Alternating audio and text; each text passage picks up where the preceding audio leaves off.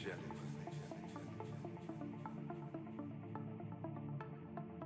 Your Royal Highnesses,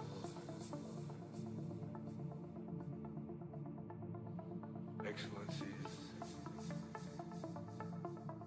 members of the jury, distinguished laureates, it is a great honor to stand here before you tonight. Perhaps, like the great maestro Riccardo Muti, I am not used to standing in front of an audience without an orchestra behind me. But I will do my best as a solo artist tonight.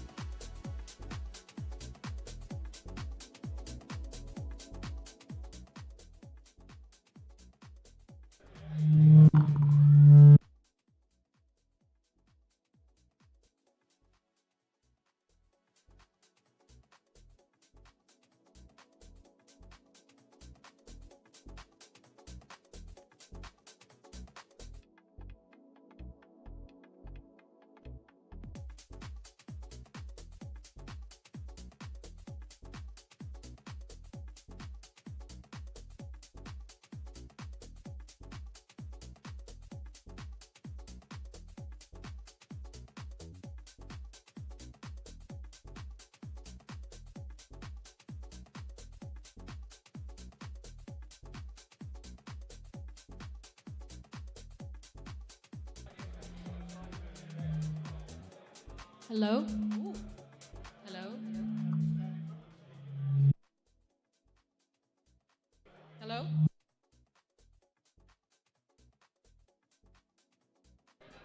Hello? Hello? Okay. Hey, everyone. Thanks for coming. Please come over here and take your seat. Don't be shy. Please come over.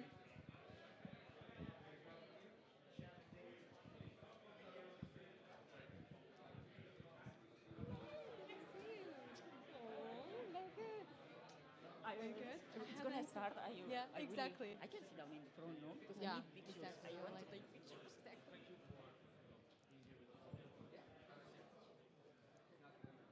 Our dear guests, please come over here to fill out the seats. Later on, you cannot have seats, so now you have to carry on.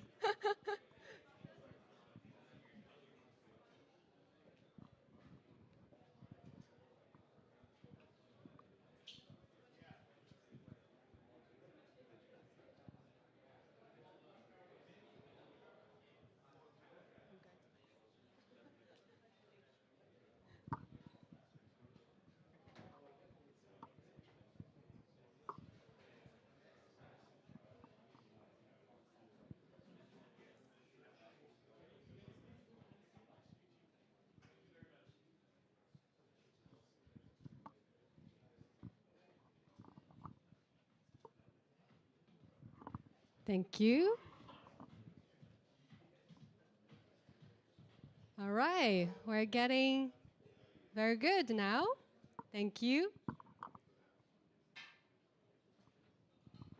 All right, okay. So we will get started. Just that you know, all the guests, we know we have a long session to speak and have panels, but it's really for those who wanted to learn the knowledge, the insights. So we welcome to you to stay here to listen to insights. But we also have a room, which is a network room where you can go over here whenever you want to catch up with your contacts. There will be no in factor with the speaking session here. So you can do the both. You come here and listen something, you find out someone interesting to talk to, and then you can go to that area. It's also very nice. All right, okay, now we're kicking it off. So thank you first for everyone for joining us today for the RWAfi and live. So we're actually live too. You see the two cameras over there. It's live streaming on YouTube and X as well. If you go to the ERC-3643 Association X, you will be able to find the live streaming to share your friends if they want to watch it.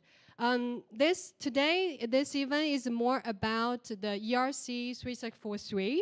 So let's put it simple. Without a standard, the industry will not scale, can even fail. So that's why the ERC-3643 is very important. It's really the one that can make the industry to scale. And this is today that we're going to showcase a lot of real use cases and live products, and to show you how to solve the real problems, and also to learn and to collaborate and to grow the RWA tokenization together. So let's kickstart this with our co-host, Alex from DAO's Hub, to give a little bit of words and to opening our event. Thank you. So please, the floor is yours. Thank you, Shurs, and welcome everyone. My name is Alexandra. I'm leading events here at DAO's Hub. Well, firstly, I would like to thank you all for coming. I know there is a lot of happening this morning in the city since it's the last day of Token2049. So I hope you had the chance to grab some breakfast, had coffee, and you're all set for the day of great connections and great conversations. I see a lot of new faces in the room, which is always very exciting. So I would like to take a moment and share a bit of who we are and what we do here at DAO's Hub. Oops, sorry.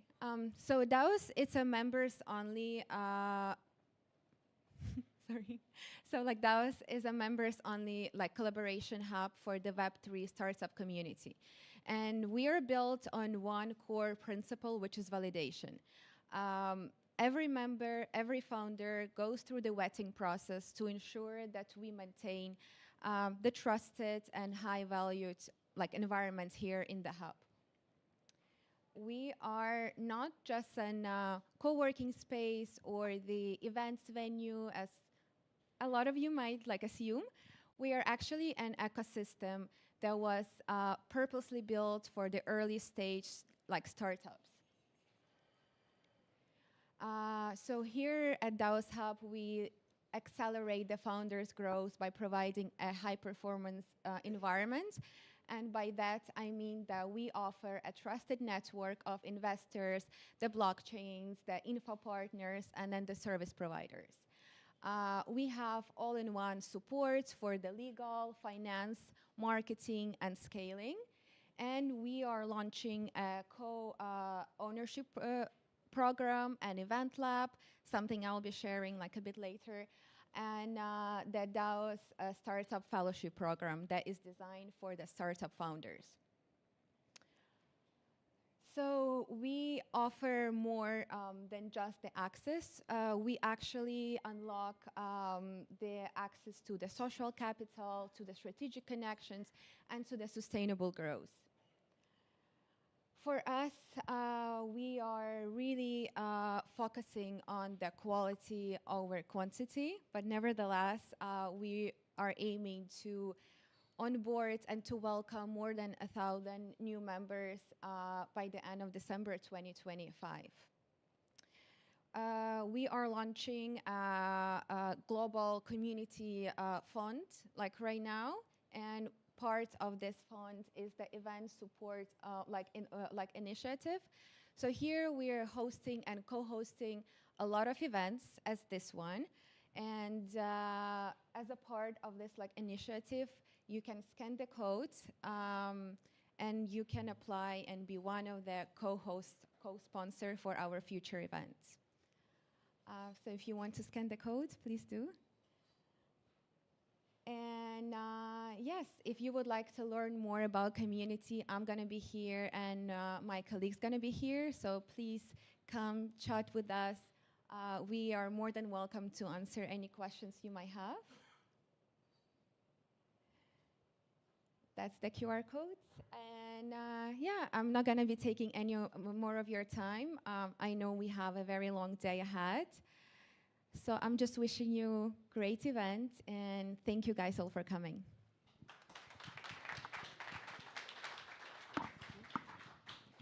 Okay, thank you very much for Alex.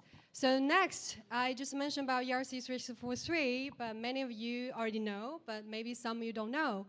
We need to have someone to introduce what is ERC-3643, why it matters.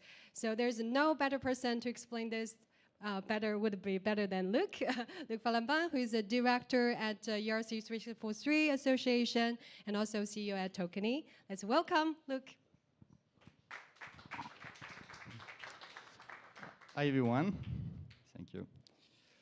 It's great to see a lot of familiar faces, but also new ones. So thanks a lot for coming. It's actually becoming quite full, so that's great. I've been to a lot of side events, and some of them are totally empty, so I guess this topic is interesting for you. So indeed, I have the honor today to introduce you to the protocol and the association. We do very concrete things at these associations. We are not a lobbying association. We are really trying to fix the challenges of this association, of this new industry, sorry. Tokenization is quite complicated because it's transforming the full value chain. So step by step, we are trying to identify these challenges and together to bring solutions. So we do this for almost 2 years now. We have a bit more than 100 members now collaborating for this protocol. And today we'll show you exactly what we have done. So a quick word about the association. So this association is promoting the ERC-3643 token protocol for compliant tokenization. It means that we are ensuring the future developments of this protocol, but not only as one company, as more than 100 companies. These 100 companies are quite various. We have law firms, Web3 players, financial institutions, tokenization platform. So as you can see, it's very different skill sets and even interest to bring this to the market. So altogether, we can fix issues one by one and make sure that we have a relevant solution, a competitive alternative to TradFi, but based on blockchain. So I invite you to go on ERC3643.org, the website of the association, to look at the members, look at what we do. Everything we do with the association is open sourced, is public, and the idea is really to bring adoption for tokenization, but tokenization in a compliant way. So now we are going to deep dive in the protocol itself. So it's not that technical. Maybe it will be the most technical presentation of the day, but you will see it's actually quite easy to understand. So what is ERC-3643? It's a protocol to do permission tokens.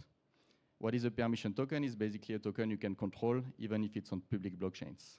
So we'll see that in a bit more detail. It's called ERC-3643 because it's a real ERC validated by the Ethereum community. But of course, we call it T-Rize, token for regulated exchanges, because it's much more fun, easy to remember.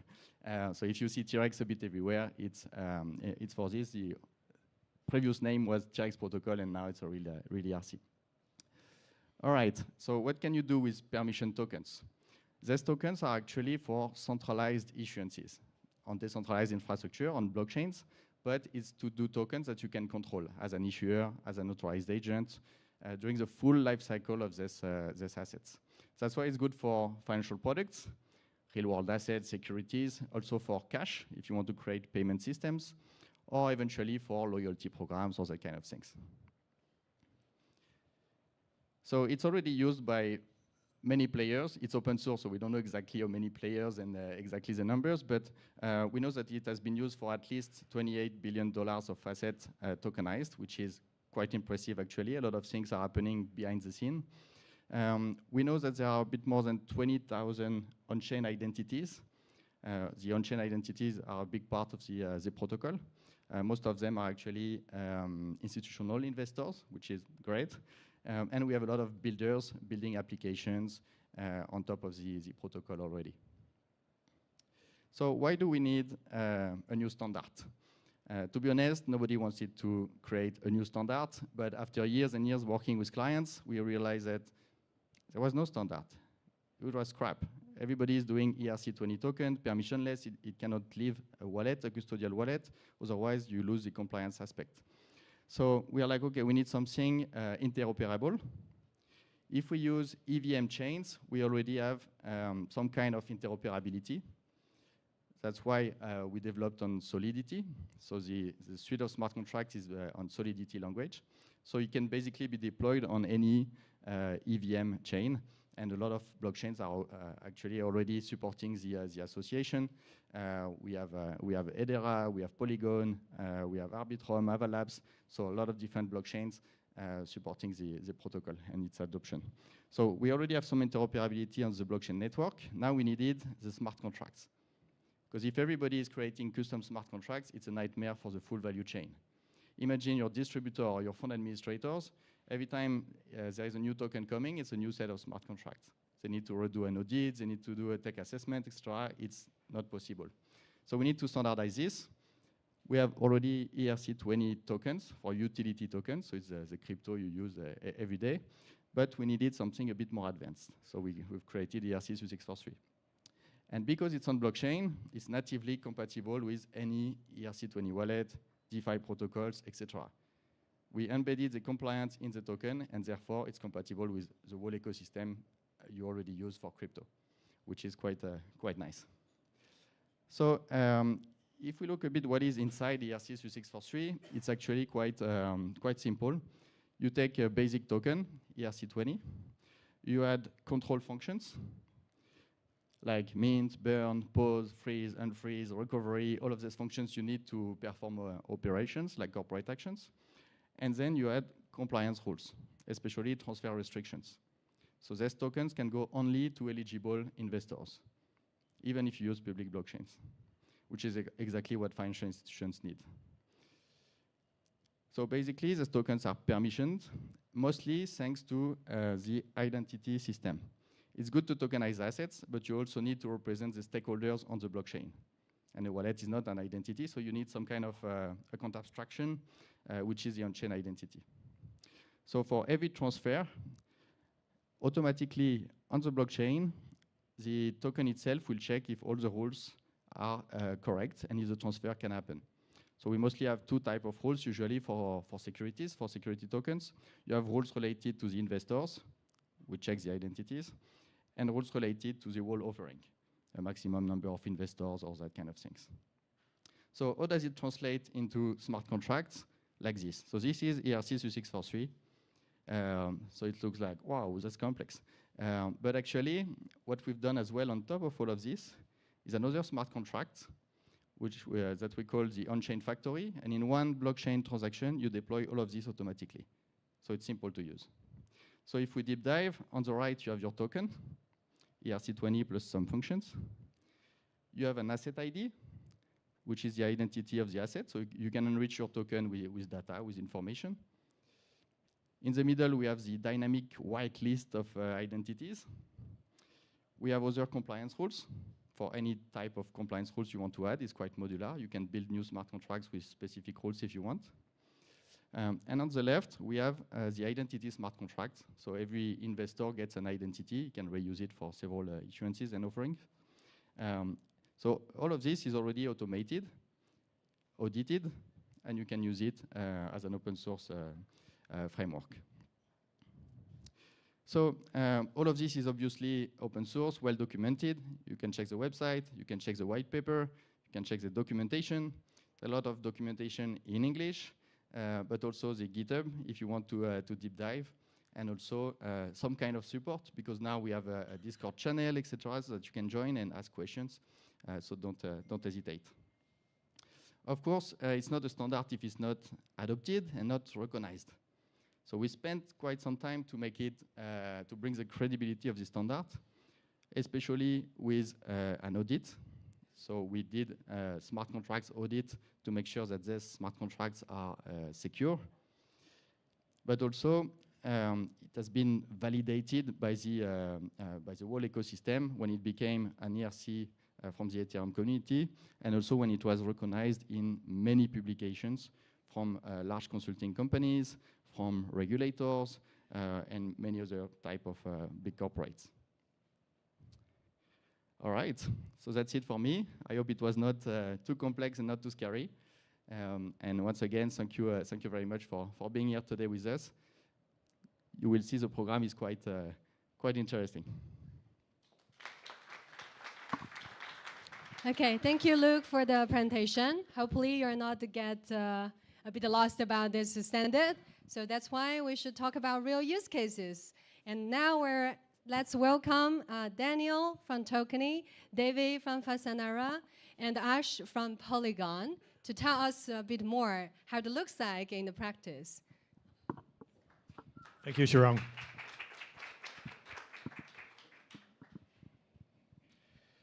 You made it.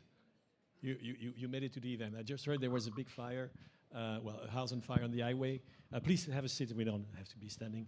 So making it even more challenging to come to the event. So for those that are already there, means that you passed the fire at least. Very excited to be here today with some friends. So we've been working together for quite some time now. You didn't mention that, but we started this journey with the ERC-3643 8 years ago. So this is not something that we started yesterday.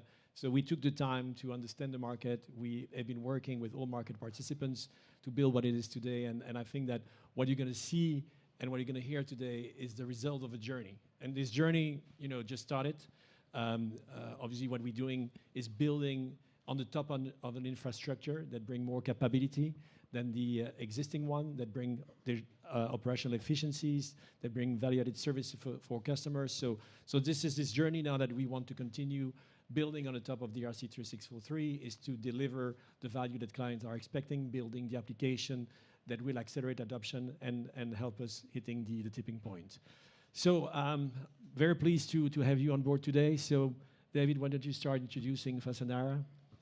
Yeah, Hi, everyone. Yeah, thank you. Firstly, thank you for hosting us here, and thank you, of course, to the 3643 Association for organizing such a great event. Real honor and a pleasure to be here. So I'm David Vachev, Head of Tokenization at Fasanara Capital. So Fasanara is a real-world asset manager focused on private credit, but we also do have a leading market-neutral crypto hedge fund and liquidity provider. So my role as Head of Tokenization is to really bridge that gap there, bringing that real-world asset yield, the safety and security of TradFi, and bringing that on-chain and being able to integrate that with the liquidity and composability and efficiencies that DeFi brings to us. So really excited to be part of this panel. Is there a need still to introduce Polygon? Please go ahead. Yeah, thanks for hosting me here, and thank you everyone for being here. Ashura this side. I work with Polygon. I've been there for almost 4 years now. Currently, I'm taking care of all the payment side of Polygon, and also working closely with all the real-world tokenization that is happening. I think yesterday we announced something. We'll talk more about it later. But really trying to go out and find how we can actually go out and create utility on the chain for the real-world assets and payments, majorly, and trying to work with everyone to go out and bridge the gap so that all the assets that are coming on chain are something available on Polygon. Thank you very much.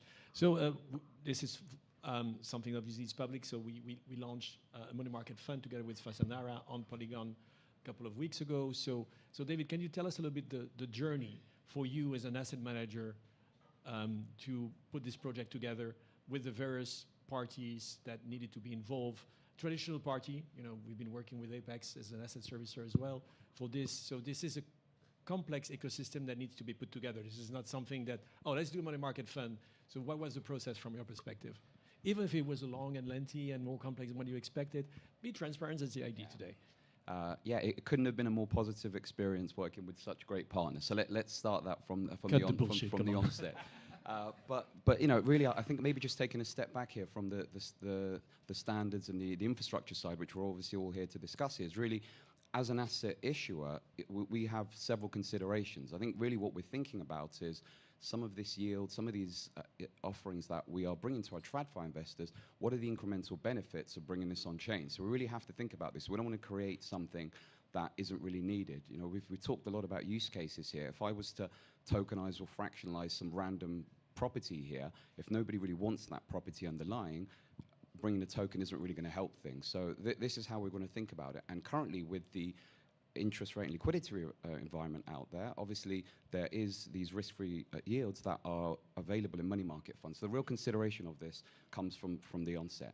And then, of course, it's how do we bring this to market? And this is where working with such great partners and having a tokenization platform to be able to bring this on-chain, to having a standard like the ERC-3643 that allows us to bring both compliance as well as composability in the whole process, and of course having a secure and a really well-known and trusted layer 1 blockchain in Polygon. The combination of this allows us to really offer something which is unique and differentiated. I'm really excited to be on this journey because each of those components and each of those ecosystem partners were critical in the whole process. Thank you. Obviously, everybody knows after Ethereum, Polygon was the first network on which we deployed the ERC-3643. So from your perspective, what has been your relationship with the ERC-3643 and in the scope of what we're doing with David? And probably that was the easiest part, but I will let you comment on that. I mean, yeah, so I think from our perspective, I think we were one of the first ones to kind of go out and back the standard from our perspective, because I think what really makes sense is how you actually go out and create those assets in a more compliant manner and effectively enable more and more people to actually just adopt the standard from that perspective. So I think the journey for us has been really good because a couple of, I think most of the assets on Tokeny are also supported on Polygon as well. So from that perspective, I think this is you're one of the biggest platforms that are there for supporting Polygon and the assets building on top of that. And I think back in 2018-19, when we were talking about tokenization, we started with all the random stuff of tokenization, which was like, I want to tokenize my Lambo, I want to tokenize my yacht, but nobody was there as a buyer. And like a journey from where essentially like where most of the people, when they talked about tokenization, they were like, let's tokenize everything, and everything would be available on chain. To now people making sense on, okay, this is something which is actually required on the chain. I think it's been a long journey, but it has been a positive one, because slowly and steadily, the use cases for those real world assets, I think, as he was also mentioning about, like, what exactly is the differentiating factor for any asset to actually come on chain, and why would I want to buy? So that is something that now is coming in. So it was a long journey, but now I feel this will become much faster. Because now a lot of sense is actually coming in, a lot of use cases which actually make sense and make it more lucrative on chain are coming in. Maybe just to comment also on the process. If we deal with financial instruments, those are regulated assets, and regulated assets need to be serviced by third party. This is something that we have not touched base on until now, but there's a key function also in the smart contract, which is the agent role. So you need indeed, if you have a regulated instrument like a money market fund, to have an asset servicer that will be servicing that asset on behalf of the issuer. It's not because you have a trusted infrastructure that you obviously cannot place wrong information on that infrastructure. That's why you need to have that regulated entity third-party asset servicer. So the agent role is very important, and you need also to have a mechanism to be capable of assigning specific events to that asset servicer so that it can perform as per the mandate that he has received from the issuer. In the case of this project, we work with Apex, which for full disclosure is also an investor in Tokeny. We work with Apex as the agent that is controlling the assets, that is making sure that it can indeed enforce the various rules and obligations attached to that instruments. So, and that's fundamental, because no matter how we look at those instruments, in 99% of the case, there is a third party that needs to be appointed, being a custodian, being a transfer agent. So we work on the different infrastructure, but most of the role that exists today continue to exist. So you need people to be capable of servicing those assets without sharing the private key of the smart contract and control the asset itself. So, and that's also part of the ecosystem that need to be put together. There are technology bits and pieces, of course, that need to work together, tokenization, wallet infrastructure, but there are also partners in that ecosystem that needs to be involved. You cannot do without those partners. So that was something that obviously we work very closely with the team to bring Apex so that they can connect their infrastructure into the asset. Because if you take a money market fund, which is an open-ended instrument, there's a process to invest into that open-end instrument. You cannot just go on-chain and invest. No, because a money market fund, if obviously you have a money market fund that has a daily NAV, you need to wait for the NAV to be updated to complete the transaction. So what you have is a subscription.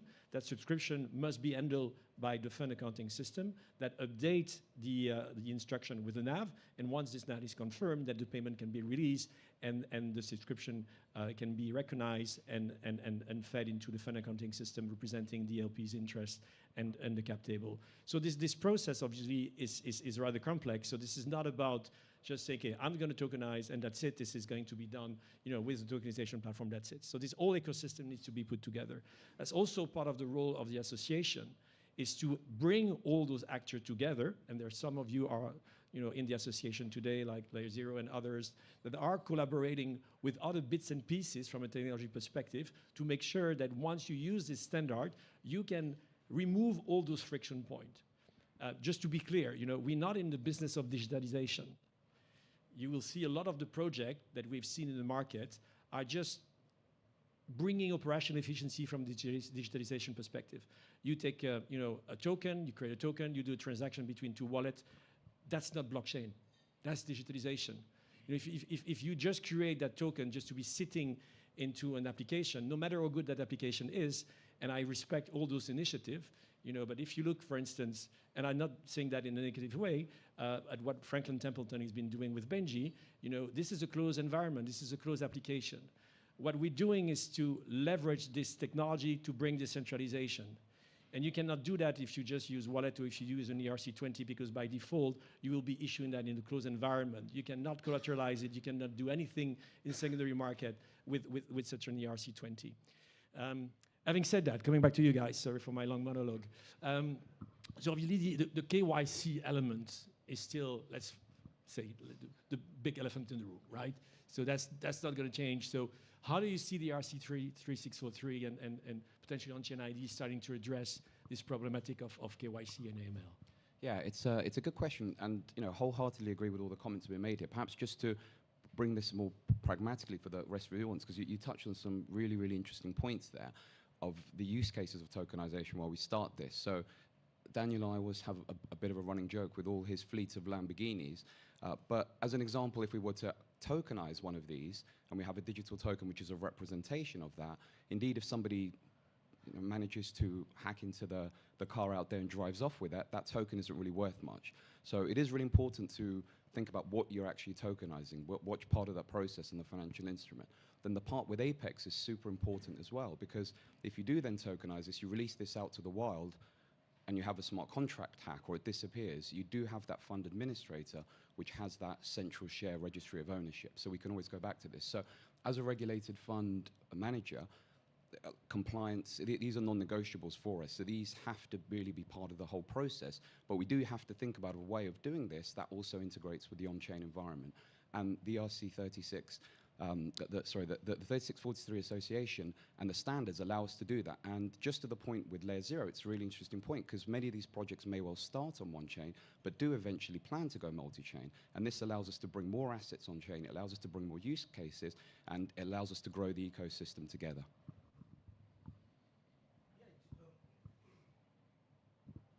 I think just to add on to that, like from a perspective of compliance, the evolution that I've been also seeing is, like earlier it was like, okay, if you've not KYC'd with us, you cannot go out and have a possession of the asset. So the whitelisting was for like the first from the direct persons.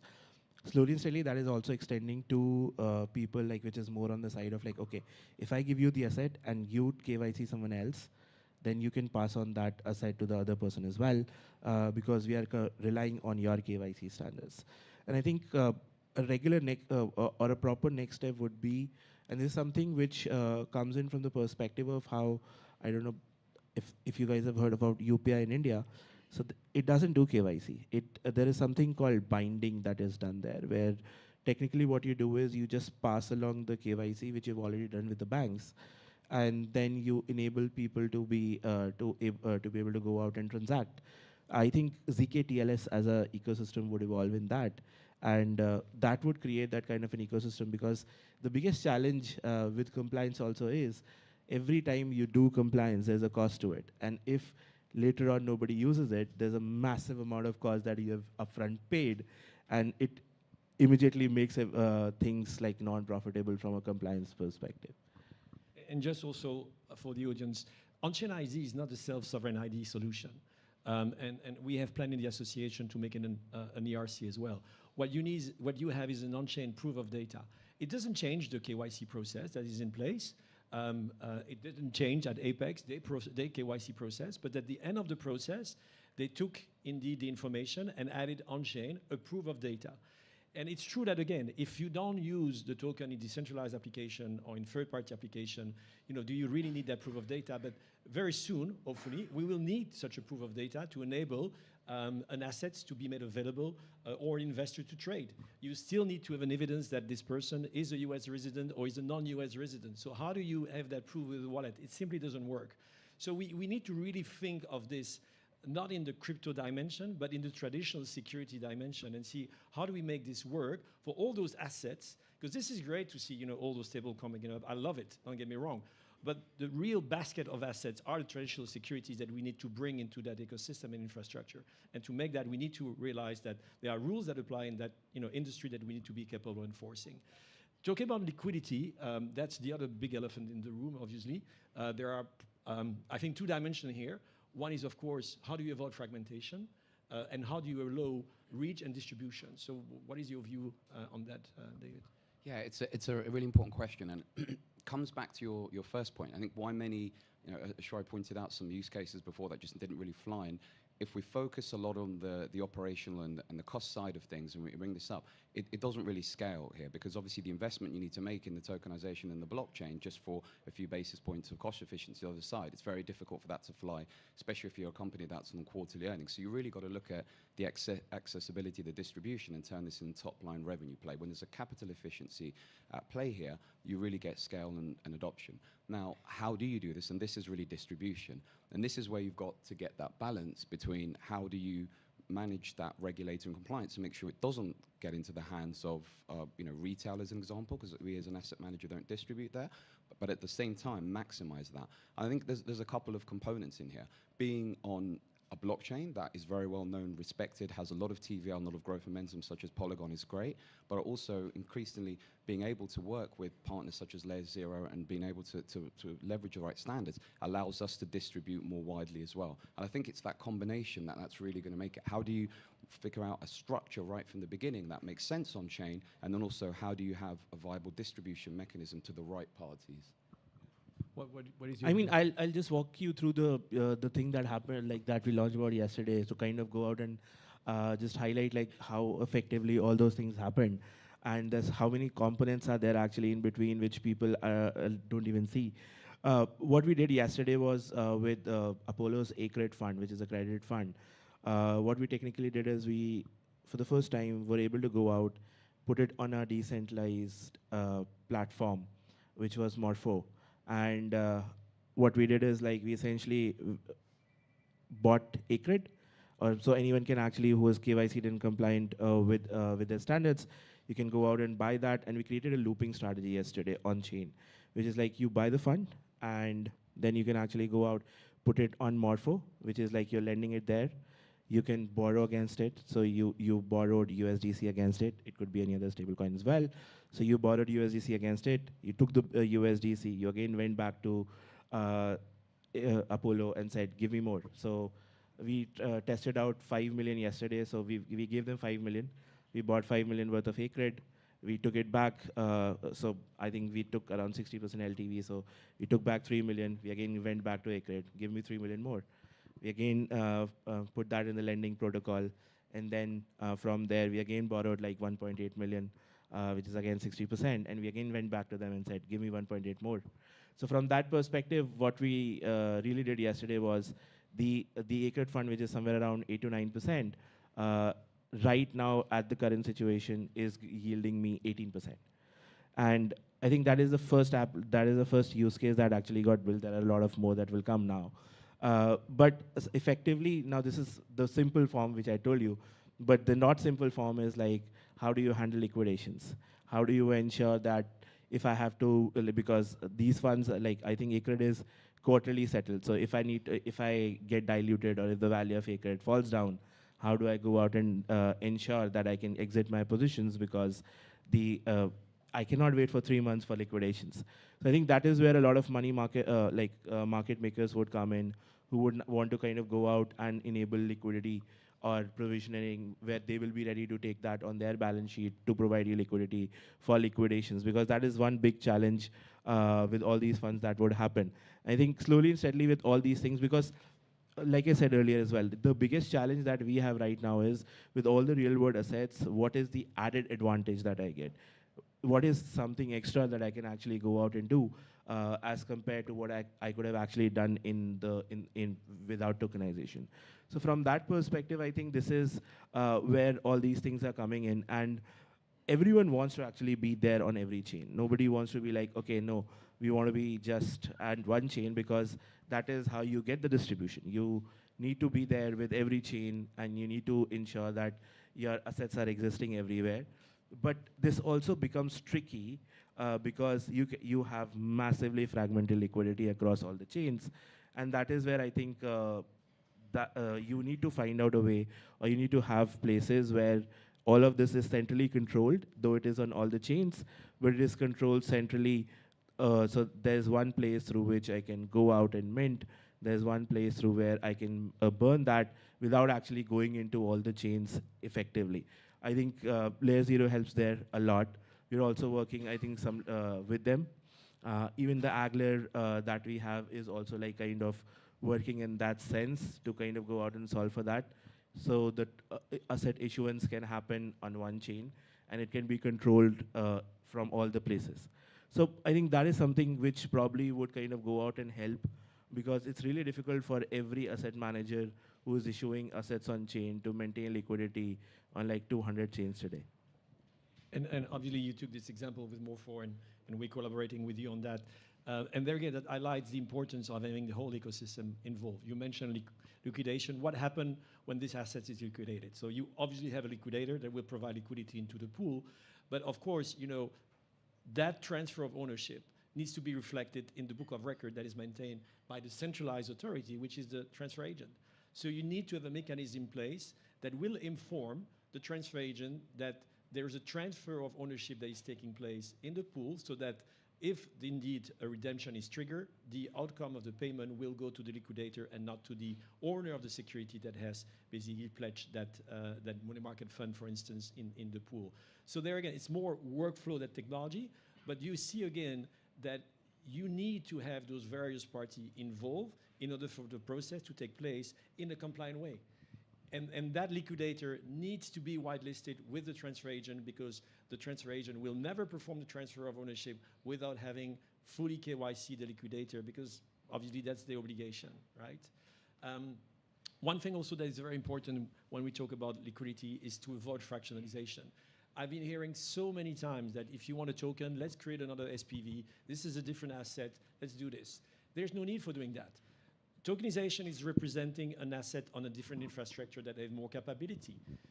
It's the decision of the transfer agent or the issuer to represent that asset on blockchain, on Paxos, which is one of the top fund accounting systems, or on the blockchain as an infrastructure. It's their decision, right? So if you start creating another asset class, another SPV, what you do? You reduce the liquidity, because now you have to deal with two instruments that are representing the same underlying assets. That's ridiculous.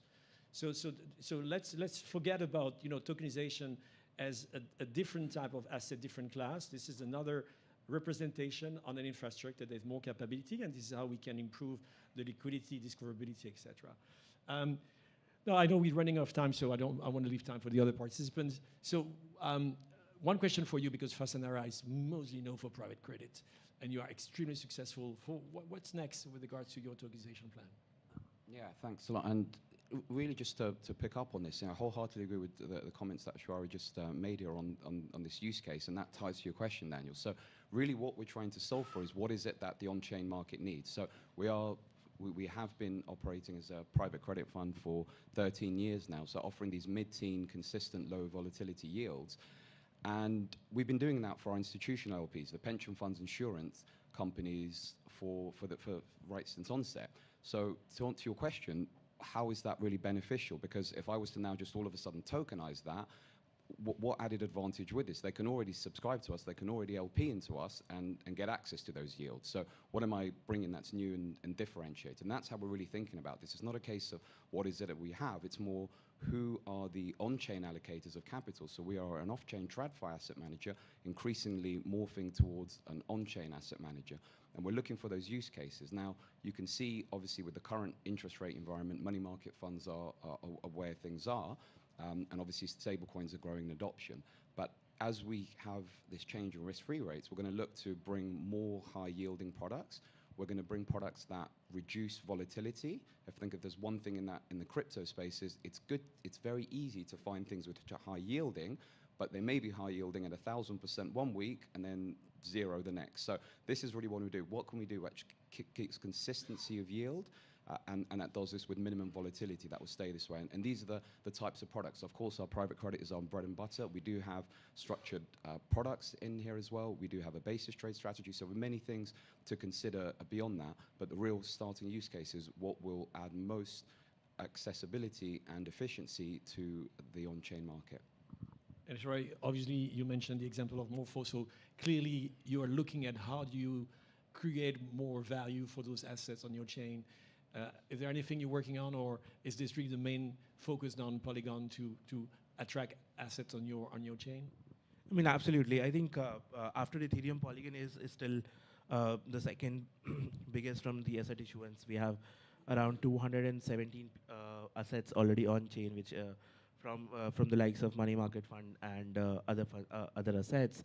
The idea is actually to onboard more, but if they make sense, like from the perspective, having these assets on chain, like I think we've been working closely on a lot of those assets. So now my focus is more on how we create use cases for those funds. rather than just saying, oh, now next year I come here and say, oh, we have 10,000 more assets, but exactly have this no use case. So from that perspective, the idea is to kind of go out and ensure that all these assets that are coming on board, I know like it will still take 6 to 8 months to kind of go out and have more of AUM on the chain on these assets. But what I personally feel is that AUM will only increase if you have a utility. So the major focus for us right now is how we create more of these utilities. So like one was yesterday. The next what we want to do is like just plain vanilla lending and borrowing. And I think a couple of partners that we are working with is how we can go out and create this mechanism of within 24 hours in and out of any money market fund that they're kind of going out and supporting, and how we can go out and ensure that all these things are plugged into one single ecosystem, so that you have everyone. Like with this, the yesterday announcement, we had Apollo pushing it like massively. Christine Moy was like literally pinging every day, like, where are we guys, where are we guys? So, I mean, having an asset manager, then having a platform which is lending and borrowing platform, then having a risk curator, then having a liquidity provider, then having a market maker who can enable liquidations, and then having a platform which essentially created that tokenization. I mean, this is not just one player in the market, it's like multiple of these things. If they come together in an effective manner, I think that is where like all the asset managers would want to kind of go out and do things. Thank you. Maybe as a conclusion, because I mentioned the name Apex a couple of times, and you know, this is not a brand that is very well known in the markets, very much like the Intel Inside. But for you to understand what it means for the industry, Apex is the largest privately owned asset servicer in the world. They manage 3 trillion of assets. There are 13,000 people in 42 countries, even more than that, right? So, and they have the vision and the scale to start building the catalog of assets that they will be now enabling for their 40,000 clients. So you have to understand that this connectivity that is being established, this role that they have, is the enabler to achieve the critical mass that is required in this industry. Private markets are liquid by definition. So the only way to achieve liquidity is to build critical mass. And I think that Apex Group is on the journey of doing that. And it's very exciting to do that with partners like Fasanara and Polygon. Thank you very much. Back to you, Sharon. Thank you.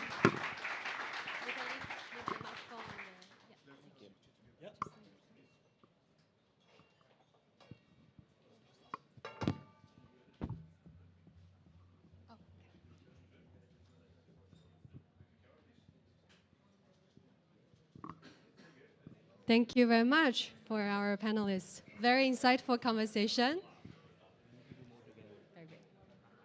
Hopefully now you get to know what is tokenization looks like. Oops.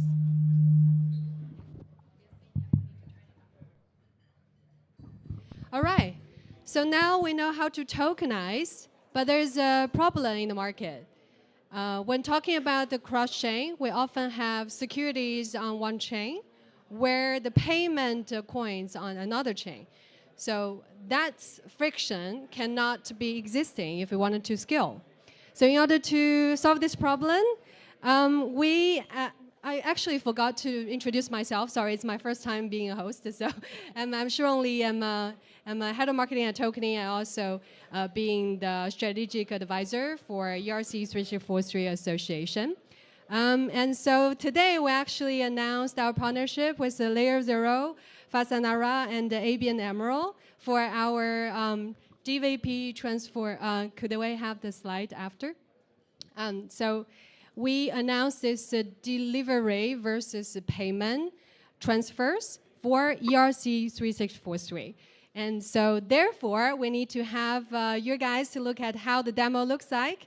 Let's welcome Ivar from Layer 0 and to show you how this DVP transfer could look like with ERC-3643 tokens. Thank you. Thank you. You have the clicker for me as well?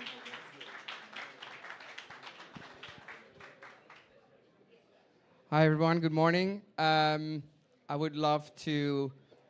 There we go. Yeah, I got a clicker here. Thanks. It's great to see friends and new faces, and I appreciate you taking the time to either listen to this demo and watch the demo that we're going to show, or move to the networking room if you want to have a conversation. I understand we're showing quite a bit of content here, so I really appreciate your attention. I'm super excited to show to you today a demo that we developed for a cross-chain delivery versus payment application. And this is just one of the many use cases that we see for interoperability. In this particular case, the asset is on one chain and the cash representation is on another chain.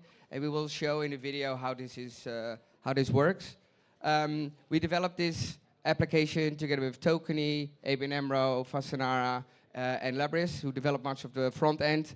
All the people who have developed this are actually in the room today. So if you want to learn more about the technicalities, then feel free to walk up to us after this presentation. For now, I would like to try to make this a little bit less technical. But before we show you the video, I will spend some minutes on an introduction on interoperability, why it's needed, and how Layer 0 is addressing these challenges.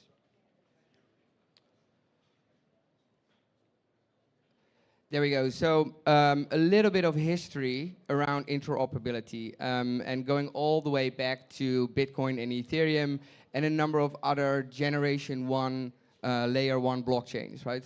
All of these were competing on either security or throughput or scalability or maybe privacy, but they are in essence isolated islands.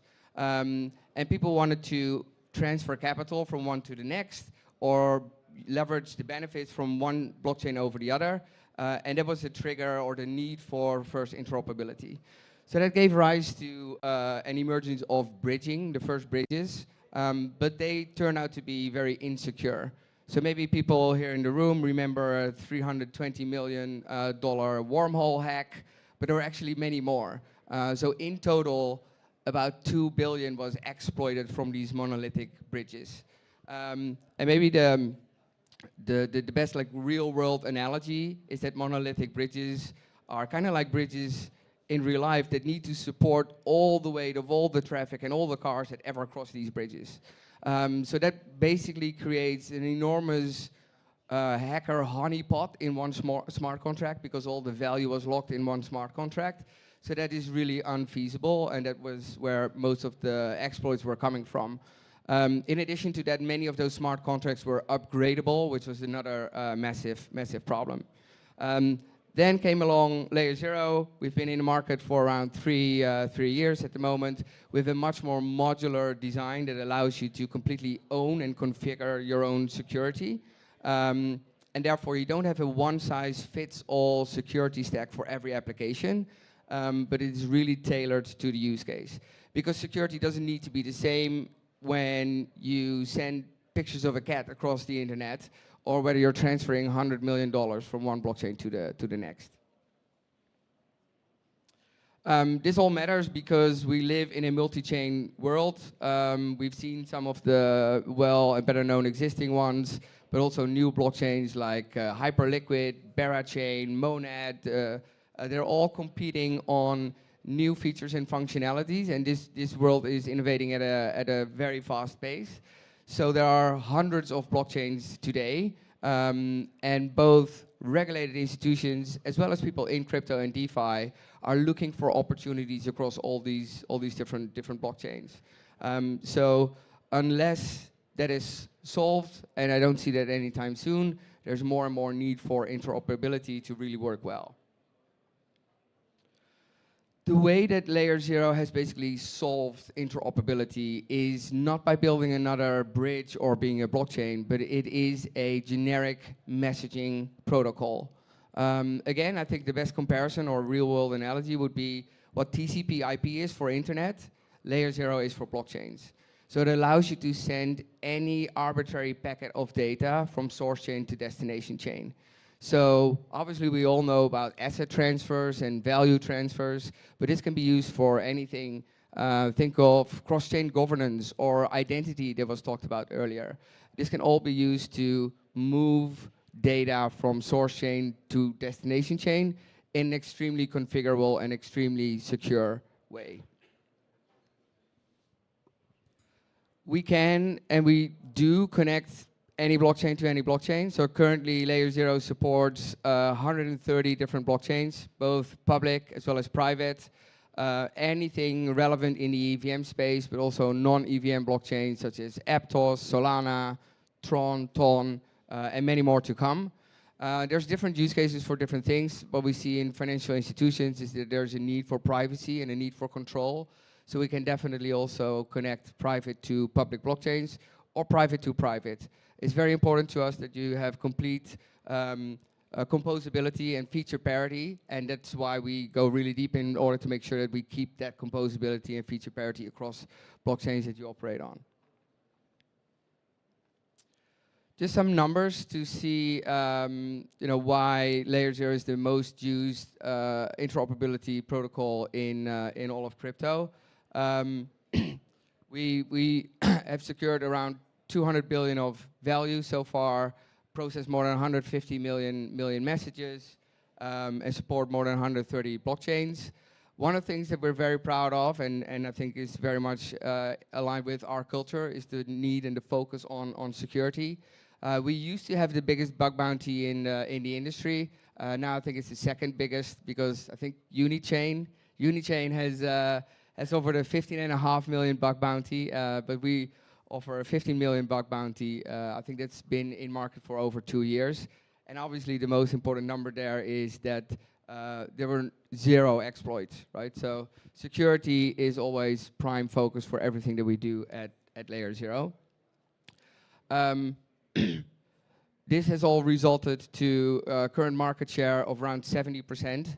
So many of you may not know it, but when you transfer assets or when you interact with multiple blockchains, 70% of all cross-chain transactions run over Layer 0.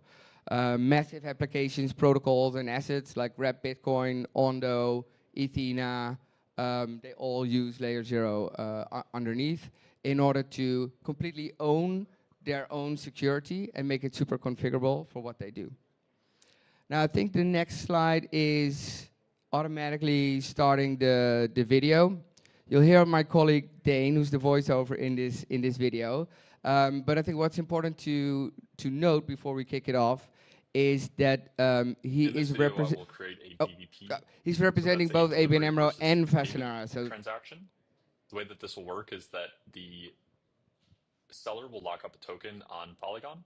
A message will be relayed across to Base, where the buyer can lock up a payment token. A message will get relayed back to Polygon, where the token will be released to the buyer, and then eventually a message will get relayed back to Base, where the payment will be released to the seller. So there's a guide here on how to do this, but we will just start by clicking Create DVP. Source chain, Polygon, destination chain, Base. The token to sell will be the Fasanara DVP token, and then the token to receive will be the USD ABN AMRO token. So I will send 10 and plan to receive 2, and I will just use the same wallet to buy on the other end. So we'll click Create the DVP. You'll notice that I have obviously paying some gas here, and then the fast DVP token will be subtracted from my balance. I'll click sign and confirm. Transaction has been created.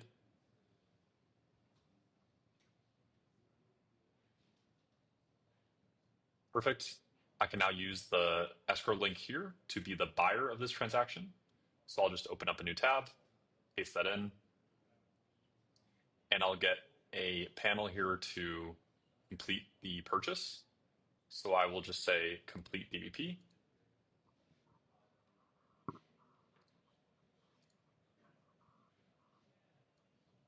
Perfect. Now on the Base side, I can approve. Click sign and confirm.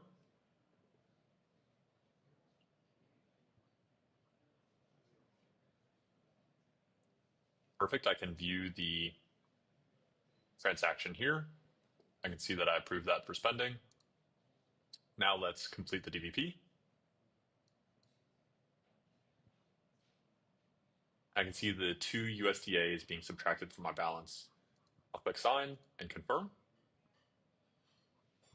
And perfect, the DVP is completed. I can, of course, go view the messages that are passed on layer 0 scan once they populate, and then on base scan as well. So here you can see the transfer of 2 USDA has occurred. And then here you can see that the message is in flight for the message being returned for the payment.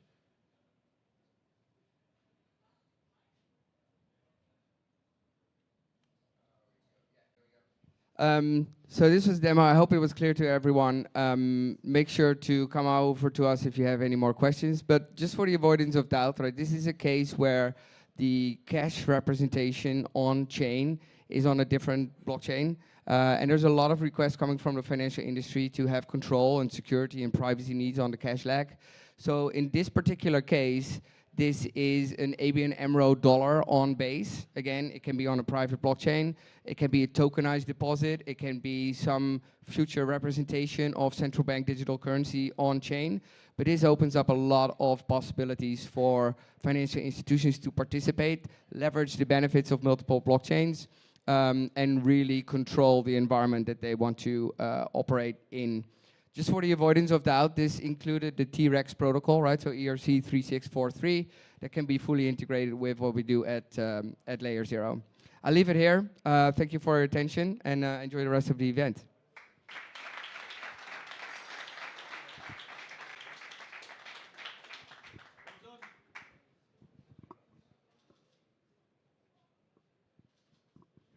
Thank you very much.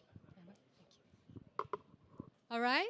So now, just that you know, in the rooms, if you wanted to have a conversation, we have networking area that is isolated from here, so you can have a louder conversation as well. But please keep quiet here if you're staying to learn more.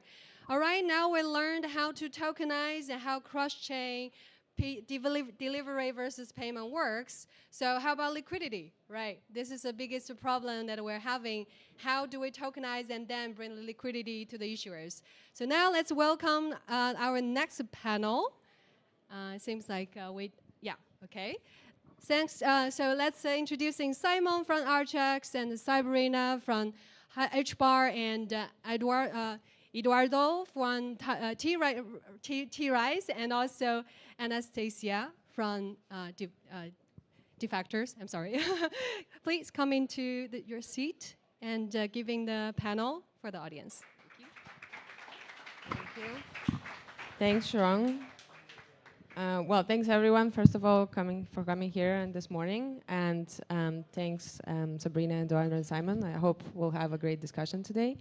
We were here actually with Defactor on Tuesday and also talked a little bit about liquidity and the fragmentation and the RWA space. So today we're going to continue this conversation.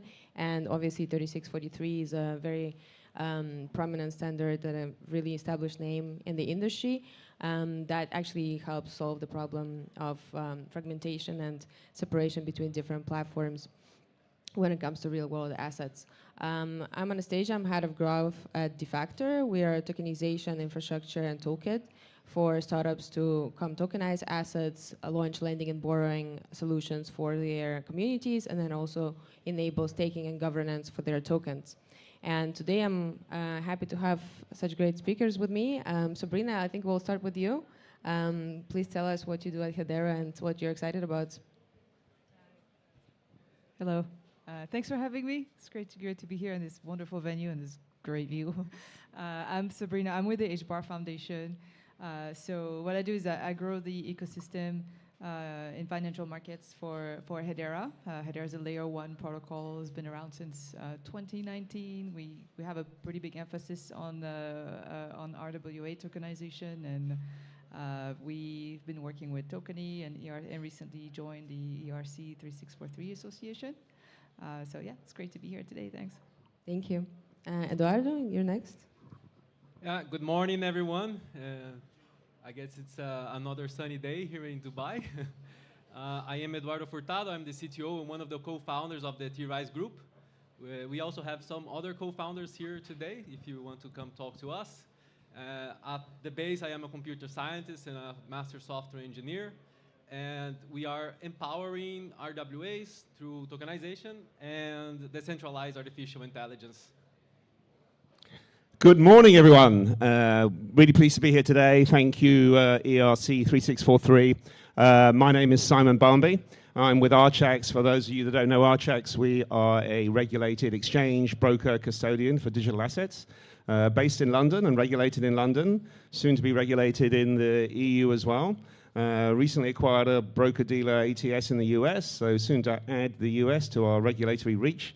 And actually this week set up in DIFC here in Dubai, so we have a presence here as well.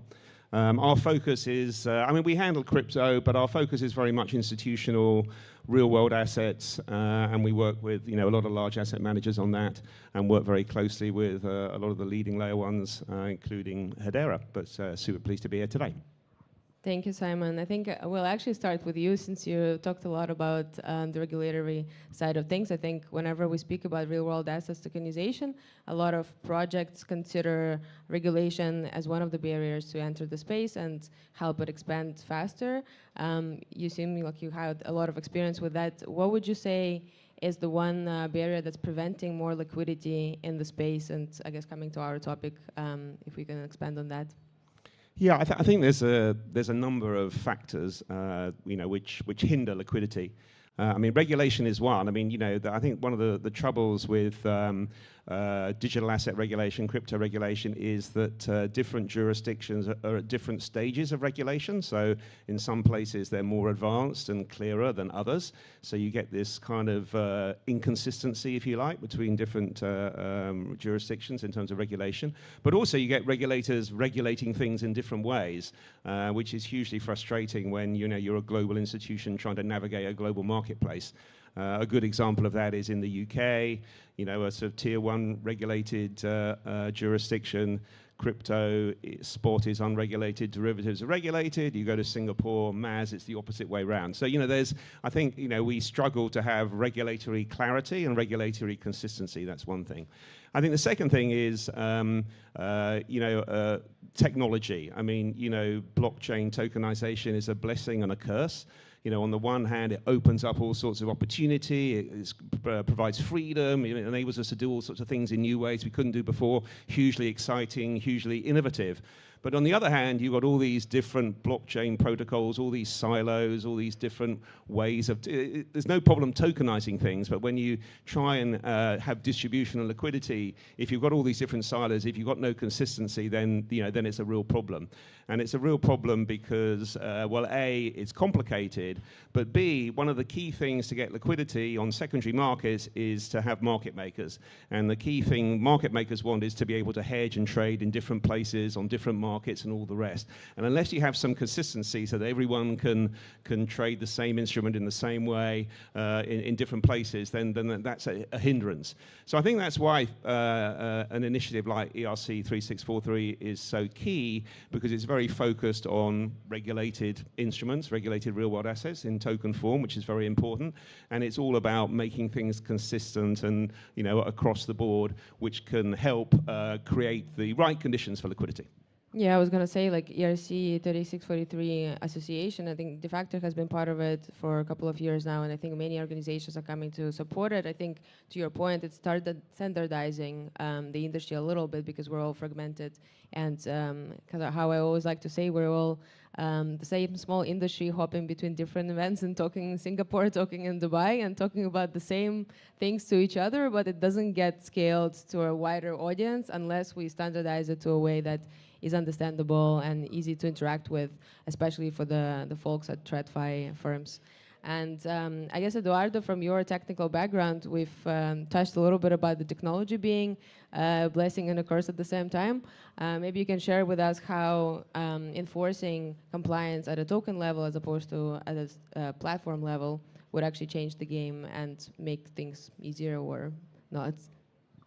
Yeah, sure. So quite simply, if it's not the role of the platform to enforce compliance once the tokens are on the blockchain. So I like to talk things from the point of view of practicality, from experience. So I think it's easier to understand when it's concrete. So what we are doing at T-Rize is we tokenize a new construction so far of real estate. And by being a new construction, it's extremely complex to structure this kind of deal. But once it's on the blockchain, things are easy because of ERC-3643. And it automates compliance on the blockchain level. And it makes me think that some people are trying to do this on the blockchain level and not on the token level.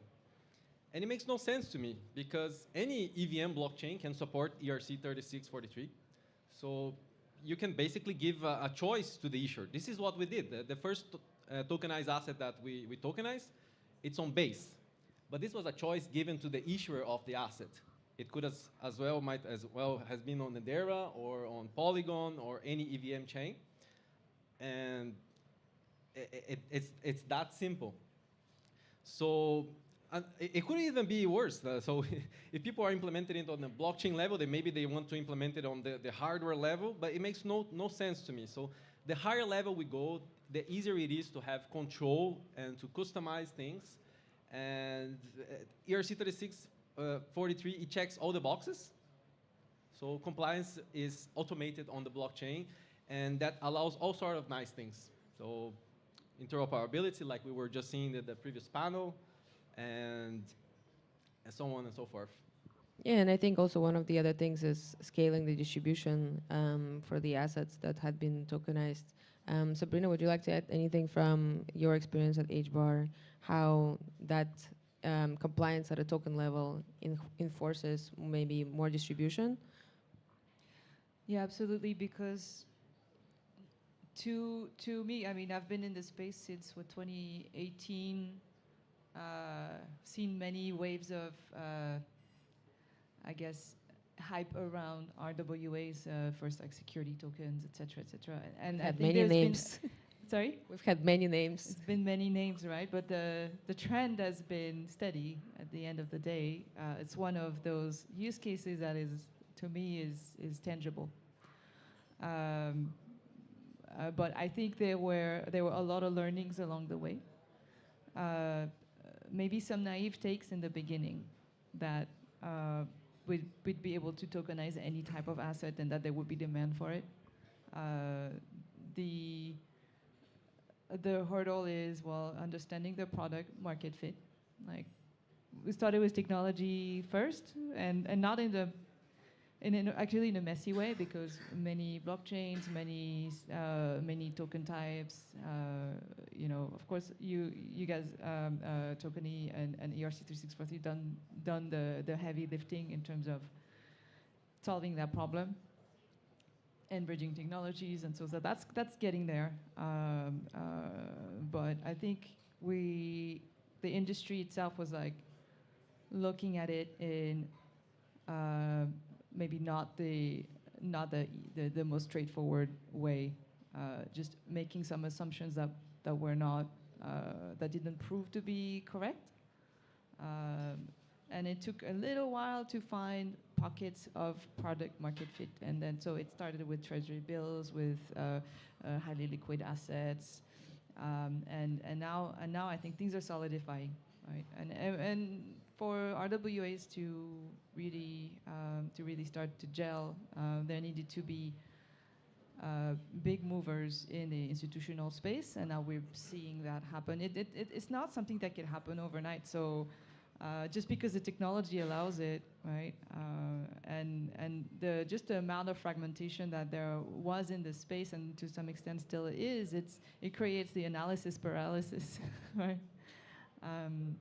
So it's good to see finally things coming together with this kind of initiative where you have the ID on chain, you have all these all the metadata that allows the token to be truly portable. I think that's delivering on the promise of blockchain, because at the end of the day, if the blockchain it's by itself, and you have to rely on all these other centralized services, then you don't have portability. You don't have a good UX, and I think UX is the key.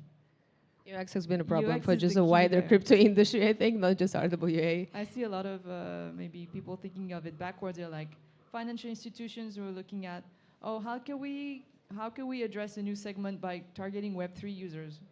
that's a smaller pie than the pie they have in their backyard, right? So. Yeah, and I think providing a wider choice is also not necessarily, I guess, beneficial for the industry. Like, for example, working with different TradFi firms and providing a choice of various token standards, various blockchains. I think a lot of times people get confused what they actually want and what kind of standard to use. So I think unification and standardization in the industry is definitely needed. And that advice that can guide the traditional finance industry towards something simpler to choose from, that would be definitely a priority, I suppose. Do you guys have anything? You have something to add? Yeah, I wanted to add something that you said. UX is key, and that's completely true. And it makes me think of Ethereum in the early days, in which you did not have token standards. Everyone is doing their own stuff. So you open the door for bugs, you open the door to have difficulties of integrating different systems and different providers. In engineering in general, you want to use standards because that's how you can give some sort of security, some sort of something that the user can trust when you have standards and you're not reinventing the wheel every time. So standards are key to give a good UX to the users. And I guess we also have to remember that the engineers in the space, and if we have some engineers in the audience, big credits to you guys. It's still a process for them to learn, right? So if you're learning Solidity or Rust, like you're still trying to follow some of the standards, so then you can pass it to your junior team and make sure that everybody in the team is actually knowing what they're building and being able to correct each other and evolve. Yeah, I mean, I was just going to add also that I think the other thing to consider is that for real-world asset tokenization to be a success, the institutions have to be involved. I mean, that's where all the money is, that's where all the power is effectively. I mean, crypto is tiny compared to the traditional financial markets world. So they have to be involved. And institutions are not going to be setting up wallets and, so we have to separate the business use case from the technology. The technology is super important and standards are super important, but ultimately the measure of success is when we stop thinking about the technology. Like in the old days of the internet, we used to worry about what email protocol we were using, and we worried about TCP/IP and all those things. And I think now, we're at that stage with blockchain and tokenization, but that will change. And the other thing I just kind of throw into that, which is kind of linked, is education. I mean, here we've got a room full of people who are already, they've drunk the Kool-Aid. They're already on the journey. And in the institutional space, it is exciting because momentum is building, and a lot of institutions have projects, real-world projects about tokenizing real-world assets, which is fantastic. But there's still a lot of people in the traditional financial market space who don't really understand this space at all, and they're scared of it, and they're misinformed about it. I mean, I come from traditional capital markets. I had lunch with an old peer of mine recently, and who is still in traditional finance.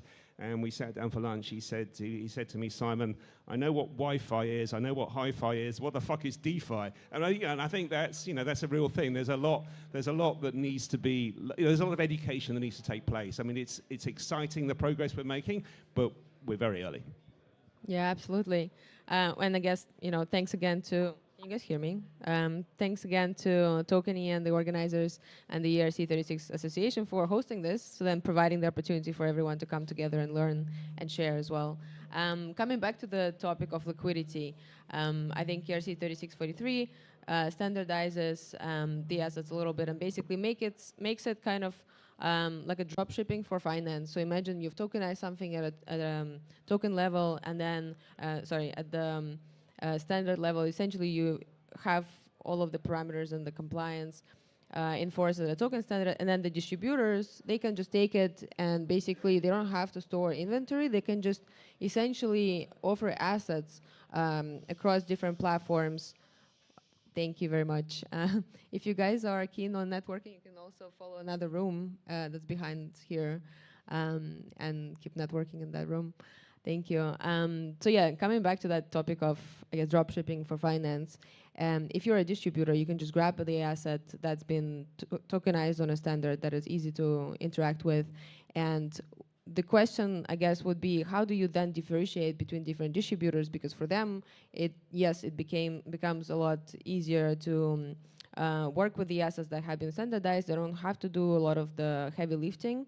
But then how do they differentiate between themselves to, I guess, provide liquidity and essentially stand out as a distributor of tokenized assets? Simon, would you like to take up that question? Yeah, I mean, I think, we began this journey in 2018, so, quite a long time ago. And certainly at that stage, there were many firms doing stuff in the crypto space and doing stuff with digital assets who just sort of accelerated past us, ignoring regulation and, the Wild West it really was, and created hugely valuable businesses, and every success to them for that. It's fantastic. However, our approach was always that, if this marketplace is really going to take off, then you have to have institutional grade infrastructure, you have to have regulation. And so we took that institutional regulated approach, which is much slower, it's more time consuming, it's more expensive, but we firmly believe that the world is now kind of moving in our direction. And I think that's, coming back to your question, how do you sort of differentiate yourself for distribution and liquidity? I mean, our approach is to be the most regulated, the most institutional, to have always done things the right way. I mean, I mentioned earlier, we're kind of expanding our regulatory reach around the world. I mean, it's always been part of the Archax plan, the Archax vision. So that's our approach to differentiation. Thank you. Sabrina, would you like to add anything to differentiating between distributors? Or Eduardo? I think that just the D word is as important as the L word, right? Liquidity distribution. There's been a whole lot of primary issuance that is just begging for trading, right? The investors, when they invest, at the end of the day, they also want to be able to exit. So, yeah, you have platforms like Archax that really going about it in the most legitimate way, getting the licenses, fighting that good fight, doing the education, and that's really crucial. I think we will have achieved the mass adoption when it's not only platforms like Archax who are doing that, who are the venue, the main venue, but their assets will be able to be distributed to through other financial institutions where you want to find the investor where they already are, right? Rather than having to fight the user acquisition fight. So an asset issued on Archax, this needs to be portable to be distributed by, say, a broker in another jurisdiction, or a banking app, or a neobank, or wherever the user is really. So that having that reach, and so without portability, like the user doesn't need to know that, but without portability, that doesn't really happen. So that's where you want to have as much information baked into the token as possible, and that's why even though this is sounds like a boring topic. Standards, it sounds like a boring topic, but this is what makes the great user experience at the end of the day. Yeah, absolutely, and I think that will actually be helpful for the user. So be it a platform, at DeFactor we work a lot with different asset classes, and when platforms come to us, the first question that they always have is that the technology is so complex, and how do we actually tokenize the assets? And the answer is that actually the legal part and structuring their deal and what it is that they're actually tokenizing and which jurisdiction, that's actually the key part for them to move forward. And then once they figure that out, then the distribution and the liquidity, that's the second headache. So the technology has been there, and it's obviously evolving and becoming more enhanced, but at the same time, that's not actually the problem, the key problem for the users and for the platforms to launch their tokenized assets. One of the new initiatives that we just launched a few months ago is called RWA.io. It's actually a hub for aggregating all the data around RWA assets and the companies that are essentially working in the space. And that's one of the goals, to unify providers under one umbrella to essentially enable for the users to search for what they need in the space. So how do we not stay in the silos, and essentially having everybody's liquidity providers, tokenization platforms, or broker dealers in different jurisdictions in one hub where people can actually find the partners that they need to find in order to scale. So I guess like the last point that I would like to make before I think we have a video coming up after this.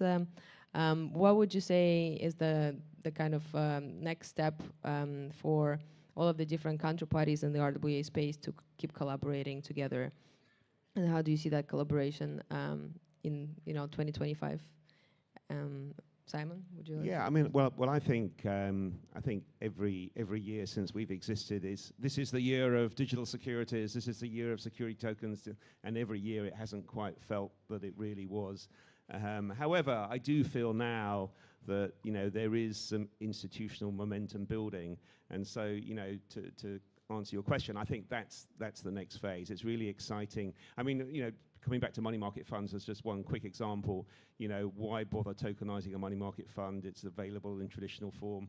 And there are a few answers to that question. One might be a more efficient way of doing it. One might be distribution. But I think the really interesting thing is innovative use cases. In the traditional world, if you invest in a money market fund, you get your yield, happy days. In the digital world, you invest in a money market fund, you get your interest, your yield, and you also get a token to represent it. You can then use that token as collateral. You can make 24/7 payments outside of the fiat banking system with a yield-bearing currency, if you like, between institutions. And we have projects with banks and banks and asset managers looking at exactly that. And I think it's that innovation that really shows benefit to institutions that is the exciting next step.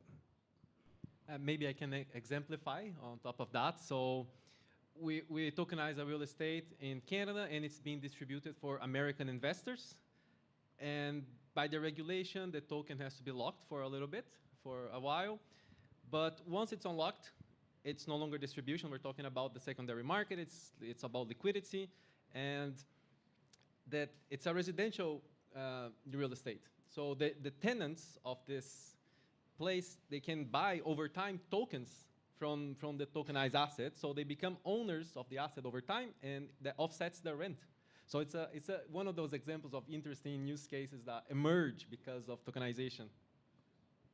Thank you, and I think it's also a very interesting enhancement for the user experience overall. Like now, the user experience becomes not just the excuse me, not just the technology experience, but the actual like practical experience of owning an apartment or having any exposure to the rental income through a new way, essentially. Yeah, I like that we are kind of in agreement that the UX has to be good. The way I like to think about it is that We've been in agreement for years, and yet it's not that great yet. I just want to say that the way I like to think about it is about my grandmothers. I cannot explain to them what is Bitcoin, what is Ethereum, but they do invest in real estate and other asset classes. So it enables them to jump in on board, and we get that adoption that we have been talking to from so many years now. Yeah, Sabrina? So yeah, we talked about a few things already, harmonizing regulations is a big one, etc. Having standards and having some consistency in the technology layer. But I think other things need to come into play, right? We need to have to push the digitization frontier into the TradFi systems, right? Where blockchain hands off like that interface needs to and it needs to move down to even the core banking systems. And that frontier needs to move to payments as well. So can we accept now digitized payments, stable coins versus RWAs, right? Only then can you have the programmability that you need to deliver on some of these use cases where you're doing like the lending backed by RWA collateral, things like that. All that requires also a very strong stablecoin infrastructure. So like I said, maybe my thoughts in closing is the token format is the core, and then many other things need to line up in addition to that so that we can really take advantage of what RWAs have to offer. Yeah, absolutely. I think that's a beautiful ending to our panel. How do we play the video now? Thank you. Right. Thank you for our panelists. So we'll just have a little demo to show you the vision of shared liquidity looks like for ERC-3643. Thank you. But thank you. Please pause for our panelists. Thank you very much.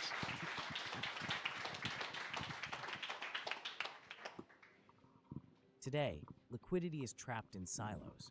Every distributor operates on their private ledger, isolating opportunities and limiting liquidity. Imagine a secondary market where offers are live, accessible, and seamlessly shared across all distributors. ERC-3643 permission tokens, combined with the open-source Dino liquidity protocol, make this vision a reality. And here's where it gets truly revolutionary. Investors can publish delivery versus delivery DVD offers directly onto the OneChain catalog.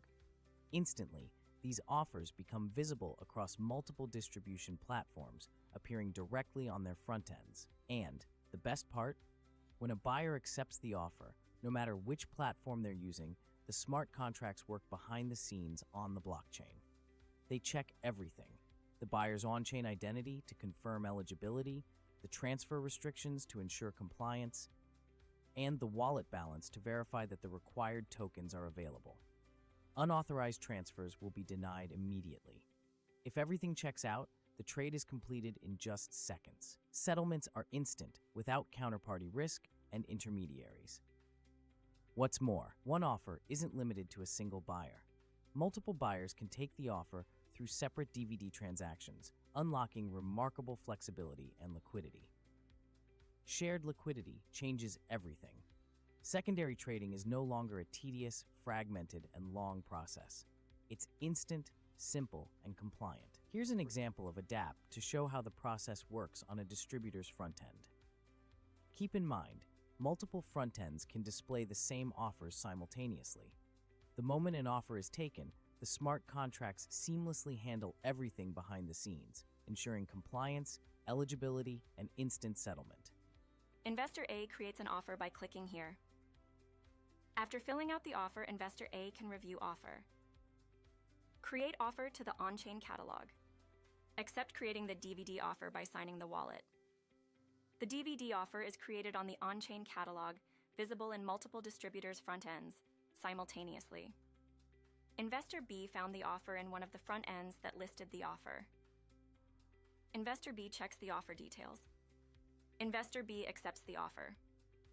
Smart contracts pass the compliance check and ensured wallet balance is available for the DVD transfer. Investor B confirms the transaction by signing the operation via the wallet. The offer is accepted and the transaction settles instantly. Just like that, in less than a few seconds, a secondary transaction is complete. What you've seen is a glimpse of how Dino Liquidity Protocol can make liquidity instant, seamless, and accessible. And this is just the beginning. The OneChain Finance doesn't just solve liquidity silo issues, it redefines it. For institutions, the choice is clear. Embrace it now and lead, or risk being left behind in a world that's moving forward without them. This is the future your investors will cherish. No turning back.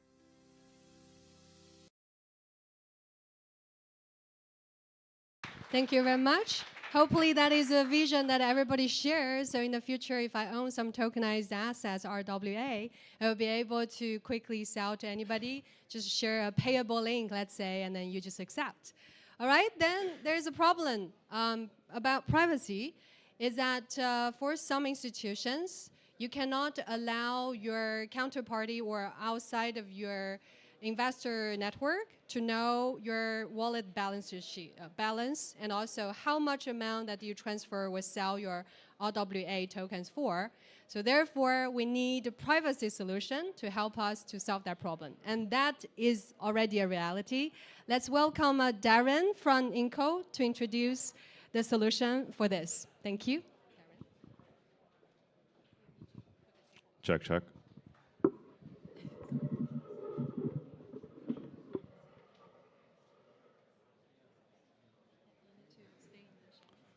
Cool. Well, happy to be here. I'm Darren. Inco is a confidentiality layer for existing blockchains like Ethereum. Looking forward to presenting our work on the confidential ERC-3643. And yeah, it's been a pleasure working with Tokeny and other folks in the ERC-3643 Association. We've been having a lot of fun working on how to make RWA workflows more fully featured on chain, confidential, compliant, around transfers, issuance, administration, etc. Just a little bit. So first off, blockchains are super valuable for their ability to create global consensus, creating 24/7 markets for composable assets worldwide. But the transparency that helps facilitate this through verifiable data also can be a fundamental limitation. In a recent survey from Paradigm, blockchain's transparency, which leads to its lack of privacy, was cited as a top 3 reason why institutions are not more involved in blockchain and crypto. Thus, lack of privacy may also indeed be a bottleneck for institutions getting involved with on-chain real-world assets. Also, with regulatory clarity emerging in many countries, I believe that privacy also kind of gets prioritized further in the terms of the institutional requirements. So existing workflows utilize this kind of transparency, but they have their challenges. So as it relates to RWAs in the transaction lifecycle, asset tokenization as an issuer has some challenges. Procurement as an asset allocator can also be challenging on a fully transparent blockchain. This includes the minting and tokenization process itself, as well as investment transactions and operational workflows, such as like having your balances be fully transparent or needing to figure out how to get auditability around these kind of different data types that are on the ledger. So right now, a lot of the existing workflows use trusted parties and intermediaries and off-chain infrastructure to bridge a lot of these gaps. But sometimes that's not sufficient for different use cases or different particular asset allocators. So encryption-based approaches can offer an alternative. They can allow for novel composable state on-chain that is also still confidential. This can unlock enterprise adoption of RWAs to a much wider audience. Inco's approach combines a couple aspects of public blockchains as well as private blockchains. So it's neither a privacy protocol like Tornado Cash, although it works on Ethereum and other existing blockchains. It is also not a separate L1 or L2 ecosystem like Aztec or Aleo, which require your users and application to migrate to that ecosystem, which often leads to a lot of friction. It's also not a private blockchain, which requires kind of a privileged set of counterparties to interact with a siloed chain. And it's also not a privacy chain. So Inco works on top of existing blockchains, public blockchains like Ethereum. It works with existing tools like your user's MetaMask or wallet. It also works with existing smart contracts and other dev tooling like, I don't know if there's a lot of devs here, but like Hardhat, Remix, Foundry, etc. A little bit about Inco. So I have an illustrious team of colleagues that some of them are showcased here, but we're veteran protocol engineers and researchers, also backed by top tier investors. 1KX and Circle Ventures were in our seed round. 1KX led our seed round.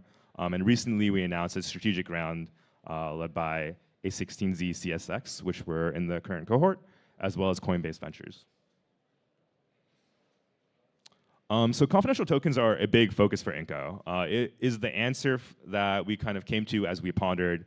So how do we best leverage using confidential compute for the Web3 native context?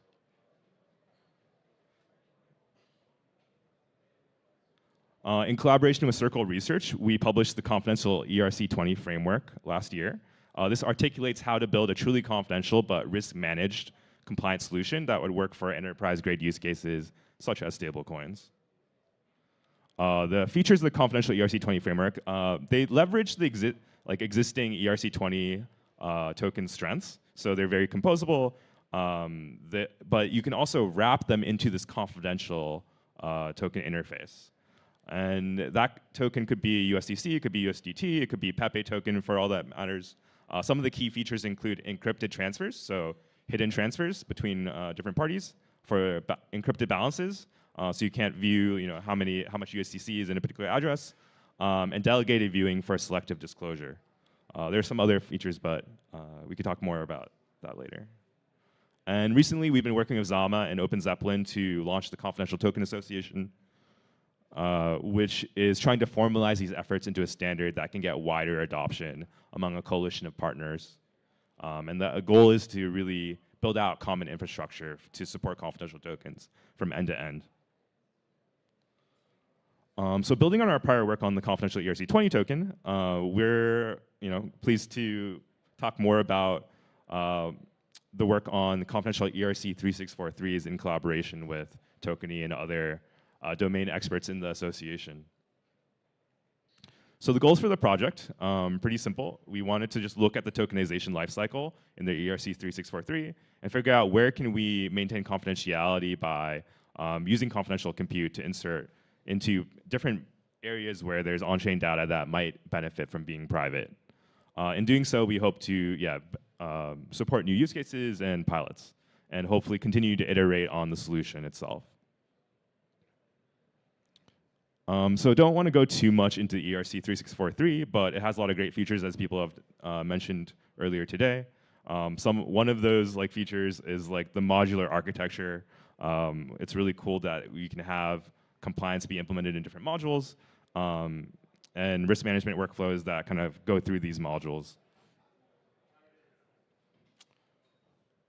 So some of the features that we wanted to focus on for the confidential ERC-3643, similar to the confidential tokens in the ERC-20, confidential transfers between holders, viewing permissions, but also compliance checks on encrypted balances using the modules and different claims that are in the registry. And check that against the identities of the investors that are prospectively looking to be part of this asset. All right, want to switch to the demo.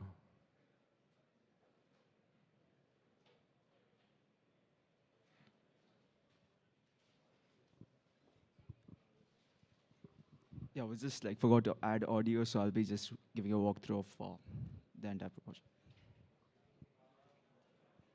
So what you can expect here is in the perspective of a token issuer.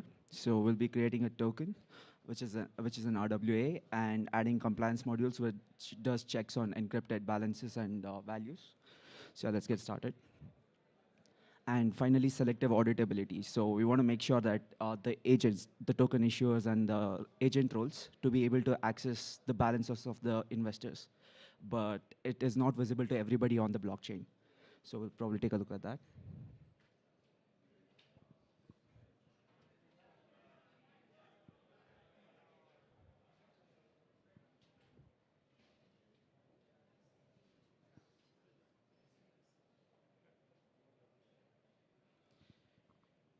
Yeah, so these are basic token information. What's interesting is what comes after this. That is how we introduce compliance modules. So the compliance modules allowing certain countries transaction limits and age limits. And the fact is these are checks that are done on encrypted data. So these are not available in plain text. And what happens is whenever a check happens, the balance, let's say a user balance is encrypted, and our network basically does a check on in a what you call secure network and gives you the result.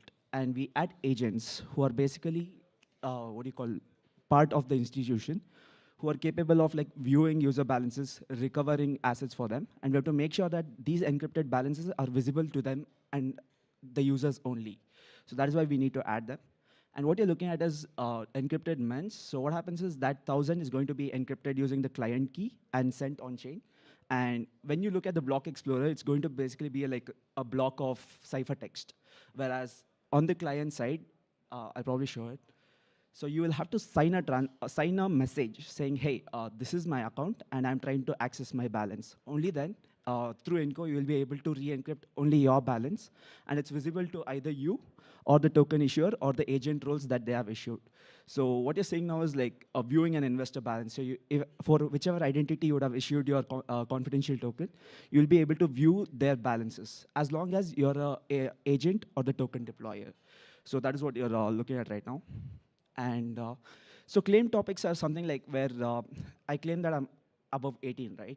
So right now, it's all publicly available. So we have introduced something called e-list. So you're able to list all these claim topics in an encrypted manner. So if I have to check like, hey, he's above 18, he's in Cuba. So all those are encrypted data. All your claims are encrypted. And once they're issued, if they're being verified before a transfer or after a transfer, it's happening in an encrypted format. So it's end-to-end encrypted. Even your identity is encrypted. Your balances are encrypted. And that way, like, we are able to introduce like confidentiality while also maintaining compliance, because these agents are able to view your balance for auditing. So yeah. And you're able to do confidential transfers. So I think someone spoke about delivery versus delivery and delivery versus payments. So that is completely possible and like very compatible with existing workflows. It's just that it's encrypted. So yeah, that's what you're looking at right now. That is the re-encryption flow. You'll have to do it every time you want to decrypt your balance on client side. Yep, thank you. Thanks, Sudeep. All right, back to the presentation.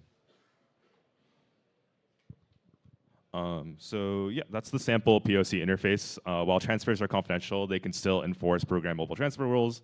We could talk a little bit more about the modules in a bit.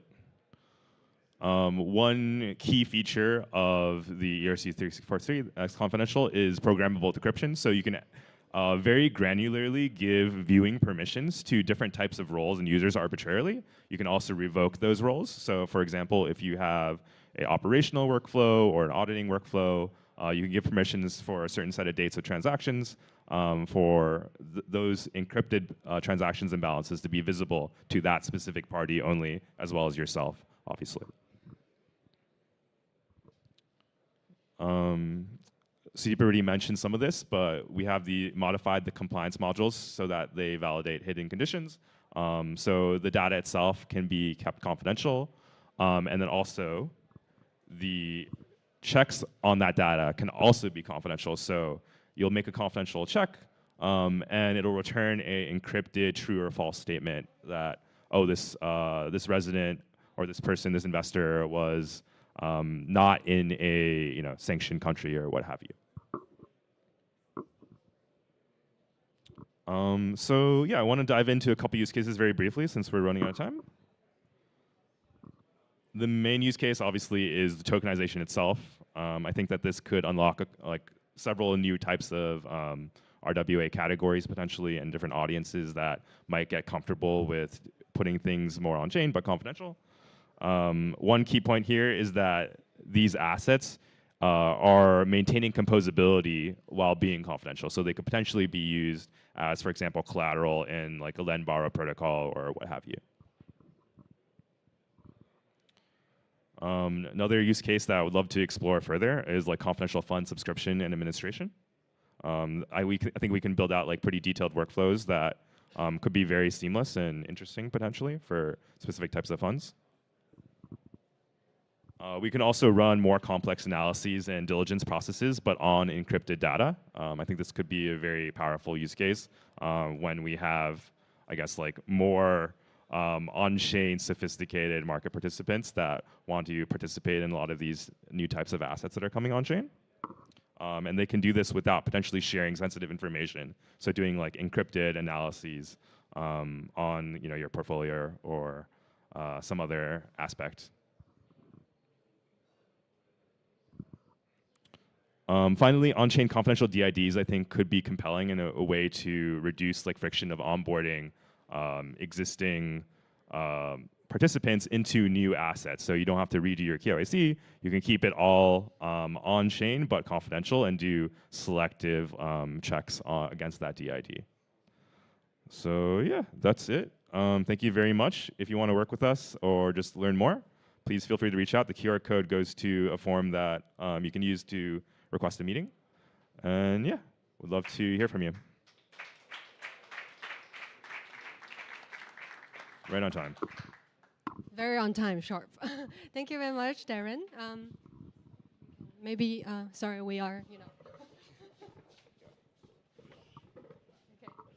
Great, okay. Then, of course, we would also have Andrew from Applied Blockchain to give us another showcase of the privacy solutions. Thank you, Andrew.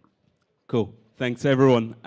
So yeah, it's really fantastic to be here. So I'm Andy Campbell. I'm the head of product at Applied Blockchain, and I'll be taking you through our views on privacy in ERC-3643 and why we think that's important and what we think the best approach is. So yeah, a little bit first about Applied Blockchain, if you haven't heard of us. So we were founded in 2015. We're the creators of Silent Data, and we also have a bespoke development studio. We work actually with Archax, who spoke earlier, and also Tokeny. So, okay, what makes Silent Data different as a privacy protocol, and essentially why have we built Silent Data? So many privacy protocols focus on certain cryptographic methods. With Silent Data, we built things in pure EVM, pure Solidity, so it's just a Solidity wrapper, essentially, so we make no modifications to Solidity. You can actually program smart contract rules for protecting data in the same way you would for updating tokens. There's no difference in terms of how you're programming things, essentially. So, privacy within ERC-3643. So, to start off, I think it's worth just saying how good ERC-3643 is and the traction. So there's $32 billion tokenized. There are 112 members of the association, 136 folks on the T-Rex repo. We're really proud to be association members. And why do people tokenize in the first place, right? So it's really worth understanding this. So the main reason is enhanced portability. But the other reasons are actually having, certainly within ERC-3643, actual programmable rules for compliance. So having those rules for compliance actually enforced on-chain, so we don't have compliance officers needing to check things all the time. The rules for compliance are actually programmed directly on-chain, which enhances liquidity, speed of transaction, gives us much greater efficiency. But what we don't really talk about in these forums is actually what is lost sometimes in tokenization, right? So one of the things which is lost in tokenization is actually privacy. So if I have securities today on my books, I don't typically go around to my competitors and say, by the way, I'm going to move these securities now, right? But that is actually what happens on blockchains, certainly public blockchains, right? If we look at on-chain activity, we can start to figure out, okay, it looks like this large institution is starting to move tokens. And this is really why privacy is important and kind of what we see as the missing piece of the puzzle here. So privacy is important, but private balances are not enough on their own, right? So just like ERC-3643 has programmability for compliance and modularity and different rules, we need the same thing for privacy. So we can't just obscure balances and obscure identities and say, okay, yeah, now we have privacy, right? That's kind of the Monero Zcash approach. We actually need the same levels of programmability that we have for compliance, we need this for privacy as well. So yeah, that's really the requirements that we see are having full programmable privacy around rules. Having the ERC-3643 and also ERC-20 standards be completely unmodified, and implementation should not be cryptography specific. So we shouldn't be opinionated on the cryptography which is used. So this is why we've launched the unopinionated confidential ERC-20 framework, which has complete support for ERC-3643. It's a fully open source implementation that can be taken by anyone, and it offers full programmable privacy within Solidity, and yeah, it's completely open sourced under the MIT license. Okay, so we'll cut to a brief demo of what confidential ERC-3643 tokens look like, right? So this is like the absolute most basic form of the implementation. So this is going to show a transfer between two accounts using the complete ERC-20 standard and with privacy. So if the demo starts. Yeah. Okay. So if we look at two accounts, so we have Alice and Bob. You see the balances are 986 and 514. A transfer of the token is going through with a transaction. This is all EVM, and then we see the balances change. So nothing too special here, other than the Bob and Alice don't see each other's balances.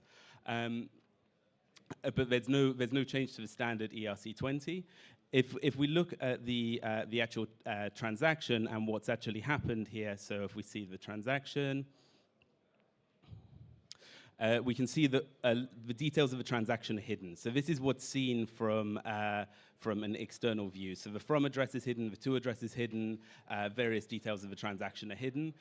If I sign as Alice and I say, okay, I'm going to prove I'm Alice and I'm going to initiate a session to say, okay, this is my account and I'm actually party to this transaction, then the details are revealed to me. So just like I would authorize a transaction, I authorize a signature, and this is fully compatible with Fireblocks, Metaco, any institutional wallet, although we're using MetaMask here just for the purposes of the demo. Cool. So what does this look like in code, right? Just to show the simplicity. So this is, again, all open source. The previous example. So the example that we saw there is an example where only the account owner sees the balance. So essentially, we just have a simple check to say if the message sender is the account, then is not the account, then we throw an exception. Otherwise, we return the balance, right? So if you're not a programmer, this might not mean a lot, but like essentially, if you're like we're talking about 4 lines of code to implement this example. But if we want, say, regulator visibility, that only a regulator could view something, then we have essentially 1 line change, which is that the message sender is a regulator. So that's what you could do if you wanted to say, okay, Alice can see Alice's balance, but so can a regulator. And then if we want shareable balances, then we can just do something like this and say, okay, well, we're going to have it that I can actually grant access to my balance to someone. So there's no complex cryptography here. There's no, like, you don't have to learn ZK circuits. You don't have to learn, like, a new privacy language. Everything is done with standard Solidity. So if you're a developer or if you have developers but no Solidity, they can implement these privacy rules incredibly simply. Yeah, we're being adopted by Tokeny and by Archax to power privacy on those platforms. And yeah, we're here today. So my colleagues Luke and Bethany are also here. So please come and speak to us if you're looking to add privacy to your own platform, be it a tokenization platform or any other platform. But thanks very much, everyone, for your time. Thanks.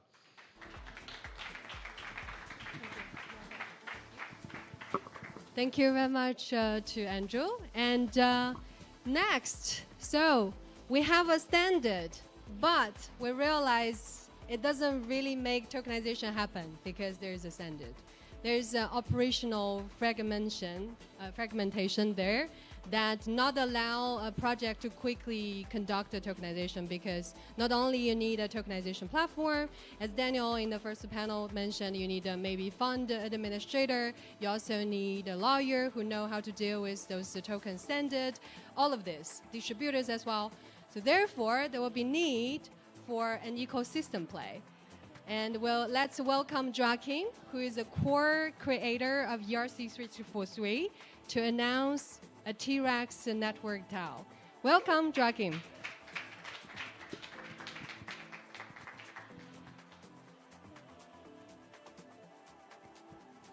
Hi, everyone. So we are here to announce the launch of the T-Rize network. So it's, as Shurong was saying, is the ecosystem initiative that is following the association that we had for ERC-3643. So this is more, the association was more a B2B play, and here it's more to open to B2C. So we all agree here that everything will be tokenized, but how will you tokenize it? So the point is, we have been speaking about it for all this time here, is to standardize. So it's through the standard that we can bring these assets on chain. So right now, there is a massive amount of assets to be tokenized. There is more than $1 quadrillion of assets to be tokenized. Less than 1% has been tokenized, and actually it's probably less than 0.01% because something like $30–40 billion have been tokenized until now, and 66% is what we estimate to have been tokenized with the T-Rex framework until now, but it's still nothing. It's a drop in the ocean when you look at more than $1 quadrillion of assets. So what is great is that now you can see everywhere in the industry that the stars are finally aligned for massive adoption. So you have first the institutional adoption, which is really taking place right now. You have favorable regulations that are coming. You see that the US administration is pushing more and more for crypto, and they are more and more crypto, like they are very open to crypto. And you have a proven technology. So you have the T-Rex standard, you have chains, you have the MPC wallets, you have everything that you need, technically speaking, to tokenize. And actually, tokenization already started, as we have been mentioning for all these sessions. So the problem that we have right now is that you have two worlds that have been building on their own side and which are not really speaking to each other. So you have institutions which have been building in silos on their side, like private pilots on their private chains. Everything is always private, private, private. And they build it on their own infrastructure with ERC-20s. These tokens cannot get out of their own platform. They are locked in the platforms. And on the other side, you have Web3 players which have been building stuff to go out there, to interact with each other, to make everything happen. But they have a massive lack of compliance. Like everything that they are doing, it works for utility token, but it definitely cannot work for securities. So the point of T-Rex is to be at the chasm of these two worlds. So institutions can get access to a more open world because it can be applied on any public chain. And on the Web3 side, they have access to these compliant assets. So what is the T-Rex protocol? So it's the industry standard for tokenization. It can be applied to any type of assets. So we have been tokenizing a lot of different types of assets until now.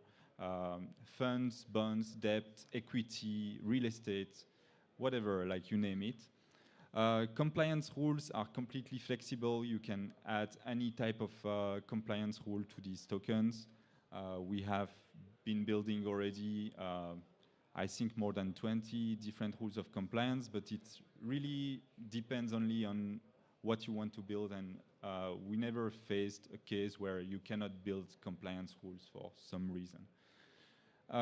Also, the identification of stakeholder, it's super important to know every single stakeholder in the ecosystem and to identify every actor.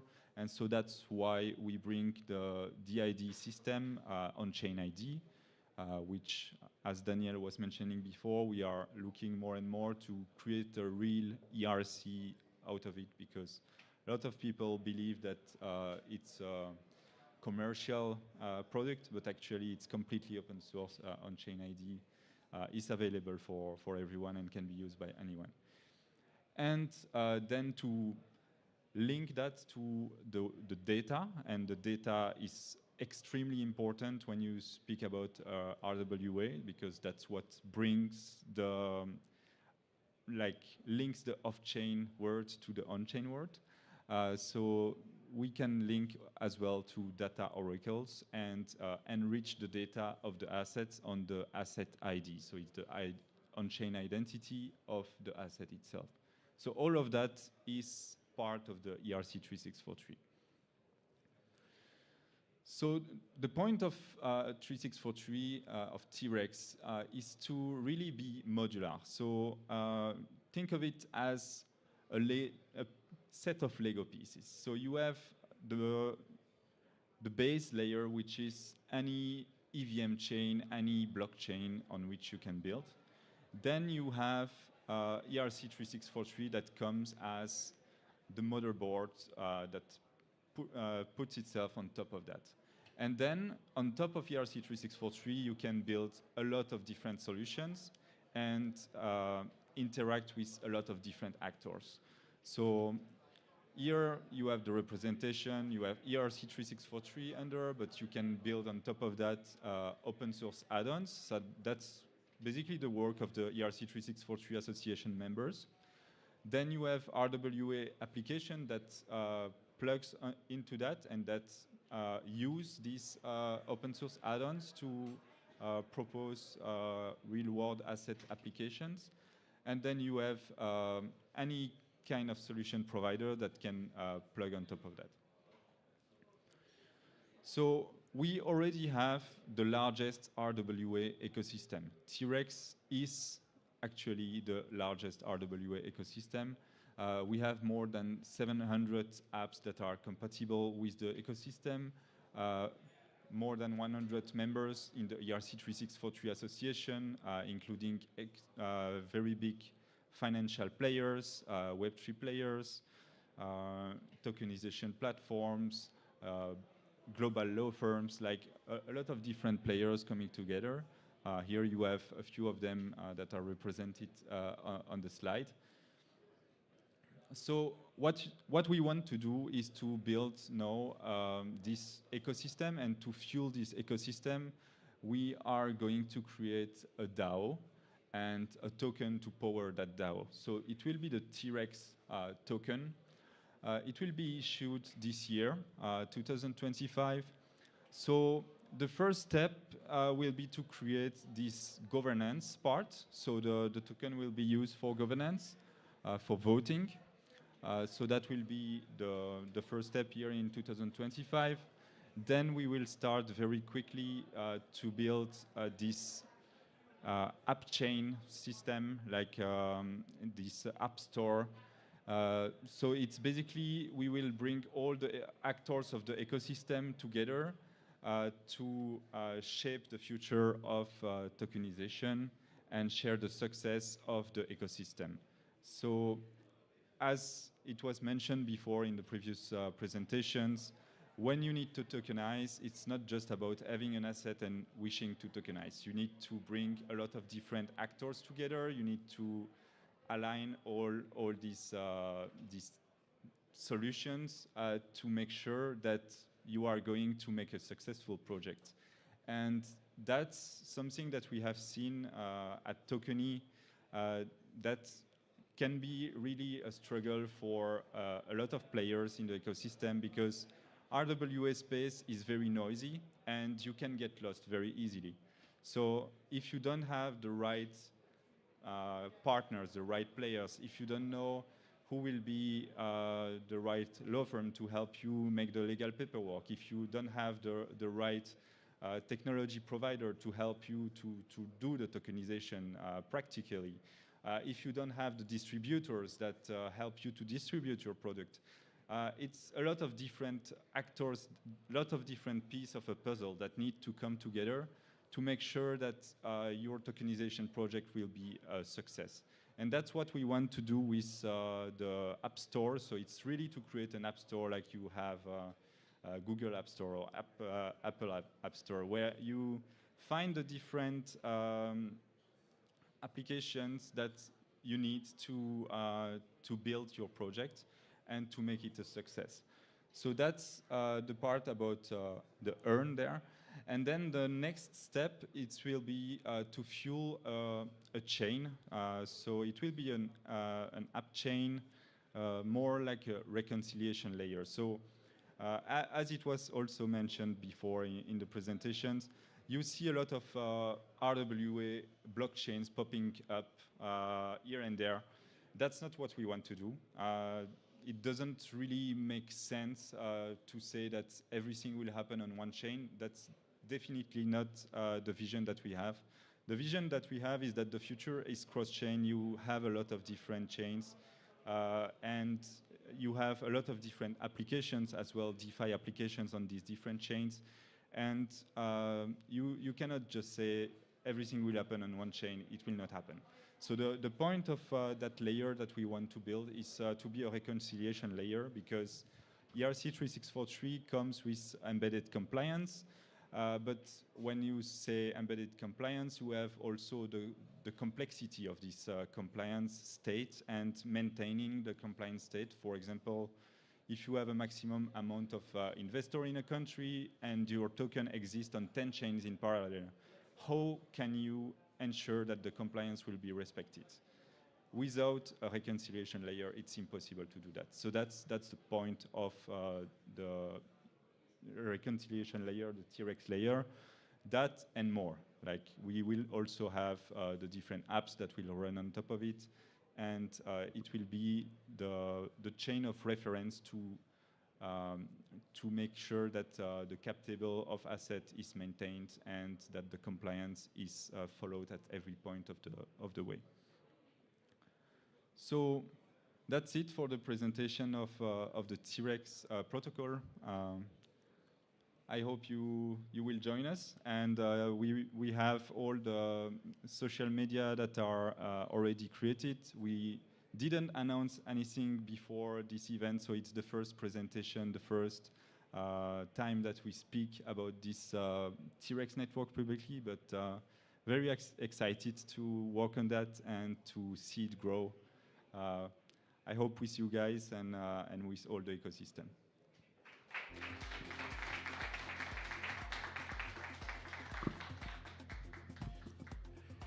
I asked Shurang to do this introduction. Okay.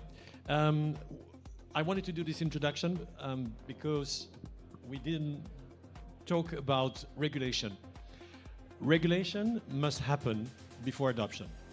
Regulatory clarity is essential for key actors that are regulated to support this technology and embrace it. A lot of work has been done by the ERC-3643 Association to present the framework to regulator. We have been talking to more than 20 regulators around the world, including the SEC and of course MAS and the one in the region, the FSA, FSRA. And we have received very positive feedback from the regulators because they see the effort that is driven around compliance. I'm super excited today to welcome Bhaskar from Apex, to welcome Elizabeth from the FSA, and Brian from FSRA, as well as Matthew is a representative of MESA, the Middle East Stablecoin Association. We have been discussing with you, we've been presenting the ERC-3643 framework. I think that you two are probably the most advanced regulators I've seen in the industry. For sure, the DFSA was the only regulator that have asked us to review the audit report of the ERC-3643. And understanding the technology is essential to avoid over-regulation. We don't need over-regulation, we need to enforce the existing one that will support adoption. So please come on stage, and I'm very excited and very proud to have you on stage today. You don't often come together on stage, so we know there's a little bit of competition between Dubai and Abu Dhabi, so thank you very much for giving us this opportunity, and thank you. Bhaskar? I don't know, I think we're missing one regulator somewhere. Has anybody seen Brian? Oh, he's here. Sorry, you finally found him. Please.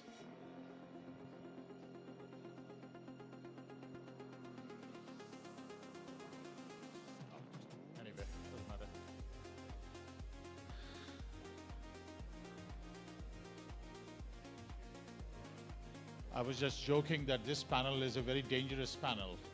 We're going to get a whole bunch of lawyers and regulators in front of you just before lunch. that is not a fun time to be in. But this is a very, very exciting time for us and from a variety of purposes and perspectives. So let me just give you a slight bit of a background as to where and how this thing is coming together.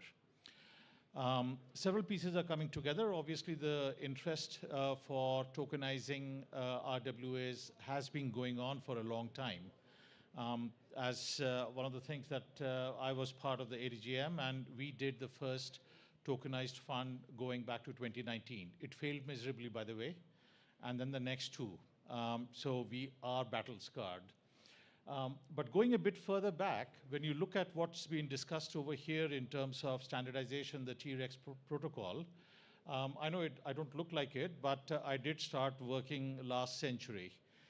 And that's where something like, for example, the fixed protocol came around. And I used to work for a small firm called as Solomon Brothers. They, along with Fidelity, absolutely changed the way equity trading happens. So this is nothing new. So especially regulators have got a very, very long history and perspective because they have seen this before. This is also another reason why regulators don't put in a very strong emphasis on the technology and keep on focusing on what I would call as the investor side, making sure that the market is working, ecosystem.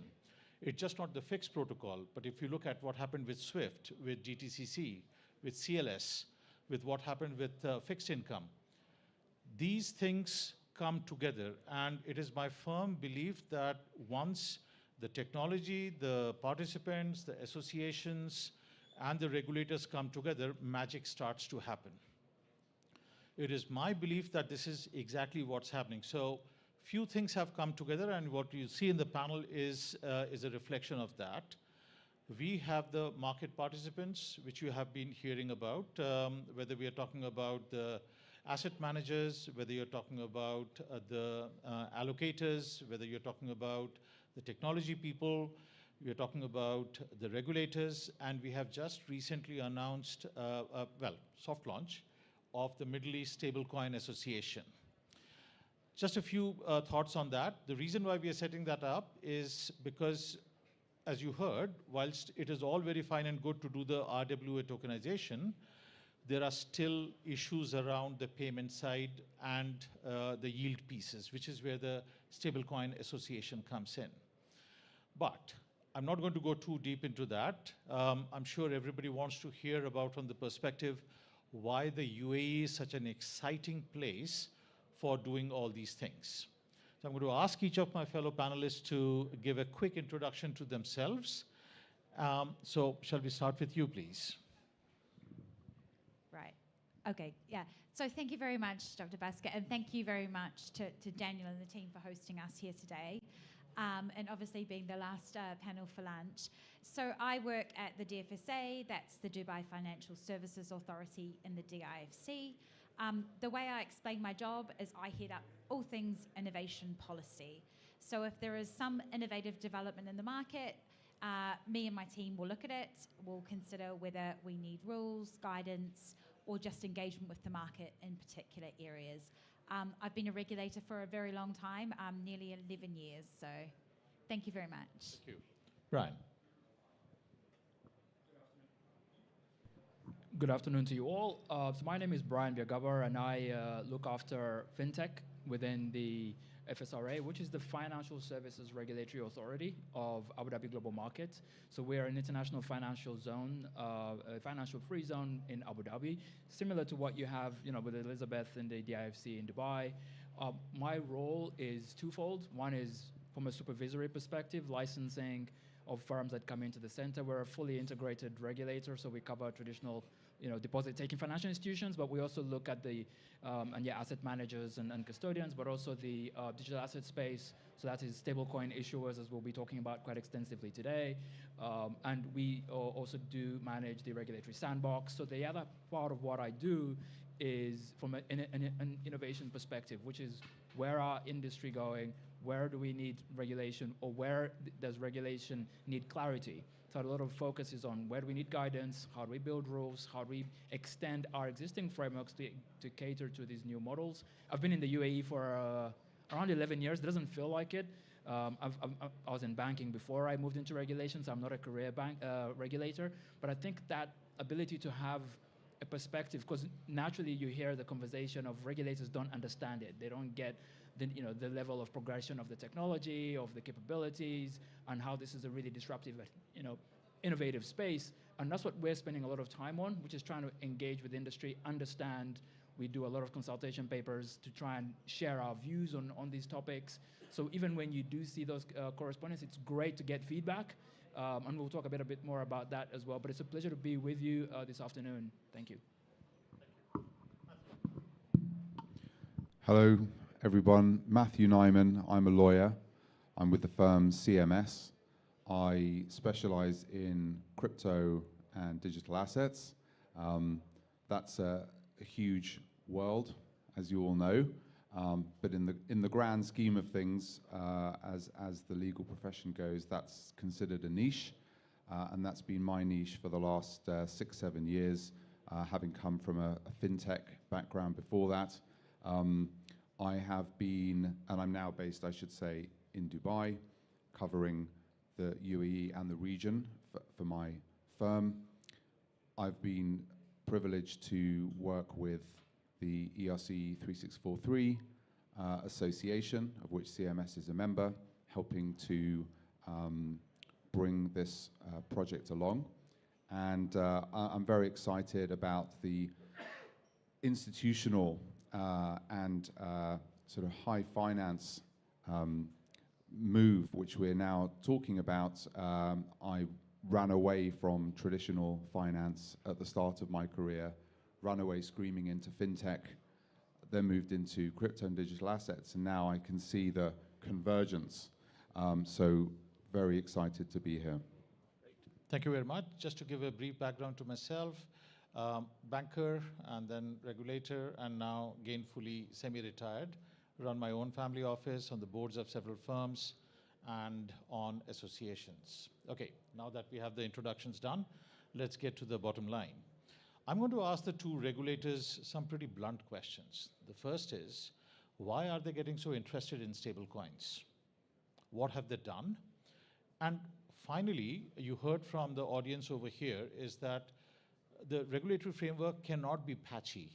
If we have to come up with a global solution, which we have seen other technologies do, what are the regulators doing to make sure that at least the global regulatory framework is consistent? So let me start with you, Elizabeth. Your thoughts, please. Okay, I'll try and stick to the time because I could probably talk about this for quite a while. So we've regulated the digital asset market in the DIFC since around 2022. And I think way before then, the idea of stablecoins, their prominence in the market, had been mentioned to us. So we've always been aware that stablecoins are quite a big part of the digital asset market. Obviously, we're aware that not all stablecoins are made equal. So we look really closely at what types of stablecoins firms want to use and how we might regulate them.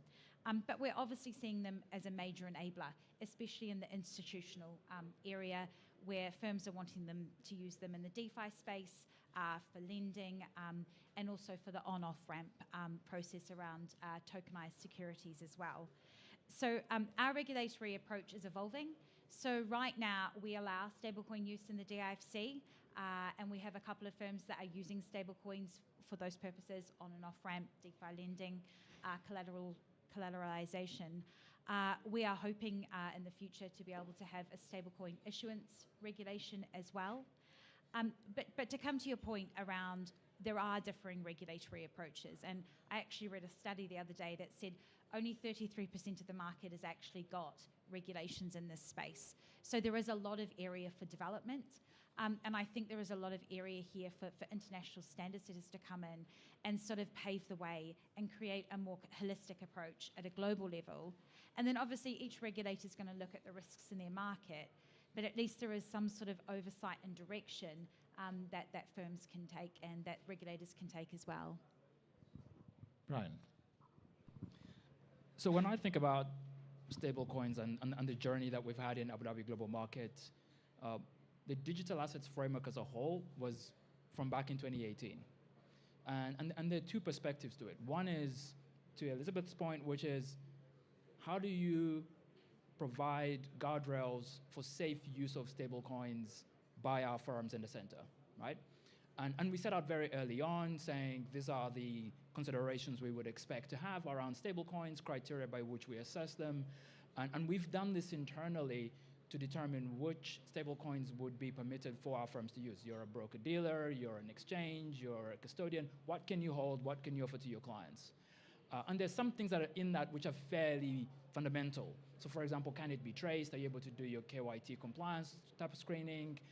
Do you see resilience around them? Are they publishing attestations? Safeguards to be able to have an ability to determine which kind of stablecoins are permitted. And we were very quick to also determine which ones not. So for example, algorithmic stablecoins, where we said quite early, we have concerns about the ability to provide redemption rights if people do need to see their underlying reserve assets. And with algorithmic stablecoins, you didn't have that. Now, of course, in some ways that was validated by the incidents in the market, but the important thing was determining what is safe and what isn't. In parallel, we also had a framework to, which at the time we were calling fiat tokens. And that was because our early thinking was a stablecoin should be fully backed by fiat. Now, you can imagine, fast forward to where we are today, no stablecoin is like that at all, right? And it's also a reflection that back in 2020, when we made some amendments to think about this, we recognized that the industry was looking at the type of stablecoin issuance, because there was still no global framework for this, which was speaking to a quality of assets. So we went through a process of being approached by firms that said we want to be able to do stablecoin issuance from ADGM. This is non-dirham denominated because we are a non-dirham jurisdiction, and that's an important distinction to make with the onshore territory. So central bank has its framework for the issuance of dirham-denominated stablecoins. We have non-dirham. We have a firm which went through the process of applying with the framework that we put in place. We refer to them as fiat reference tokens for the very simple reason that even with the industry, the word stablecoin has been used for a plethora of things. You hear about it from a commodity perspective on underlying gold, underlying a basket of reserve assets to uniquely identified to a single fiat reference currency. And so what we have is a framework that we set out initially with some amendments and proposals. We actually have a full established framework for issuance of a foreign currency denominated stablecoin. And there are a couple of things we were focusing on quite early on.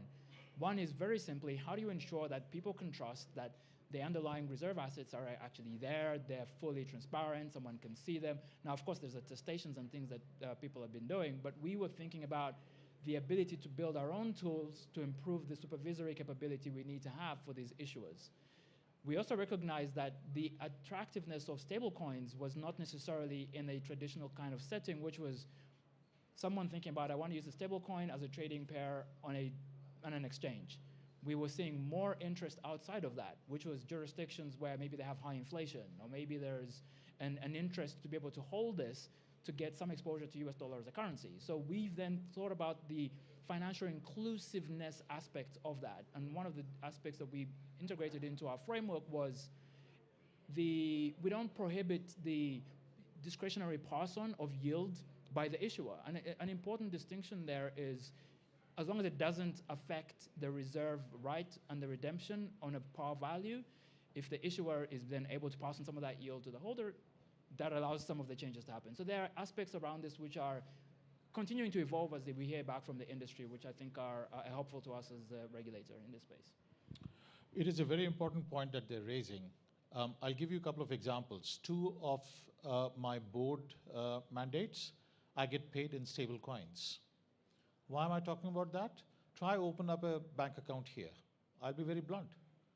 It is extraordinarily difficult. At a place where you actually have got so much transparency about counterparties, you have got pretty much every information that you have, the fact that it can take months and months and months, if not years, for you to open up a bank account, that too for a regulated entity, is shocking. So guess what? Financial inclusion. You want to do business. Stablecoins is another way of actually passing it on and making it much more improved in terms of business. But let me ask Matthew, with his hat on, both as an advisor as well as part of the legal committee of MISA, What is he seeing from the perspective of stablecoin issuers or stablecoin ecosystem providers? What misconceptions do they have? Frequently, people are coming in from, if I may use that word, traditional DeFi world where they just go away and build it and ask forgiveness later. We are trying to institutionalize things. That mechanism doesn't work. Matthew, your thoughts? Yes, so there's definitely a range of actors and players in the stablecoin space. So you've talked about people, I guess, DeFi, crypto native projects that want to issue stablecoins, right through to institutional firms, some of which we've discussed already this morning, and even some banks. So, but there are misconceptions across the board, and particularly when it comes to the UAE, just because it is a complicated jurisdiction. It's a very progressive jurisdiction, but it's also complex. So I think really it depends where people are coming from. Things have changed here. Again, with being progressive, that means change, and it's hard to get that message out, especially when things are changing around the world. So I think that's an ongoing challenge for professionals who are like me, who are advising clients on jurisdiction shopping. Essentially, is one of my main services. And it's also, I guess, a challenge for the authorities here that want to promote their, the government wants to promote investment in the region, and the regulators obviously want to make sure that people understand what their rules are. Back to your original question, from the kind of crypto native and DeFi side, I think the UAE is seen as a certainly until recently as a light touch. Not that it was, but that's how it was, I think, perceived when people were thinking about compared to other jurisdictions. That is not the case at all. I'm not quite sure why people thought that, because actually the first virtual asset framework in the world, I think, was in ADGM. Yeah. So, but nevertheless, there was that perception. Then among sort of more sophisticated players, I think, who are aware of the regulations, there's a misconception that it is a sort of unified jurisdiction from a regulatory perspective, and that if you are sort of licensed in one jurisdiction within the UAE, that you can then sort of passport and move around. I think that can work in some cases for some activities between some jurisdictions, but it's not a sort of completely symmetrical picture like you have, for example, in the EU, where if you're licensed in one state, you can move around everywhere. And then I think another sort of flip side of it is that for the really sophisticated clients, people who've been in this space for a long time, like the people here, also the institutional clients that have, you know, their own legal and compliance teams, are aware of the sophistication of the UAE regulations. They're aware of the how demanding they are when it comes to and how specific they are when it comes to, you know, reserve assets and really much more detailed requirements than exist, I think, in many other jurisdictions. But then they think, well, since it's such a sophisticated jurisdiction, if we set up there and if we comply with the rules, then it's downhill from there. But it's not. First of all, unfortunately, the whole world is fragmented from a regulatory perspective. So your stablecoin could be a fiat reference token in ADGM or elsewhere in another category, but then it might end up being a security in another jurisdiction around the world, or it could be seen as a deposit, or it could be seen as e-money in the EU. So that's one. And then lastly, I think from a sort of legal perspective, you can comply with all of the rules, and you might even have your cross-border regulatory route worked out, at least one or two routes. But it's still not plain sailing, because you then have to make sure that the legal architecture of the product as a whole is going to work both here, because you have to, the rules, I don't believe, tell you exactly what every legal detail needs to be. So you still have to put in the work to ensure that the stablecoin redemption rights, et cetera, are legally enforceable. And then again, if you're looking to use the UAE as a base, you have to ensure that those are going to be enforceable or at least workable in other jurisdictions. Sorry to go on so long, but it's sort of misconceptions all the way down.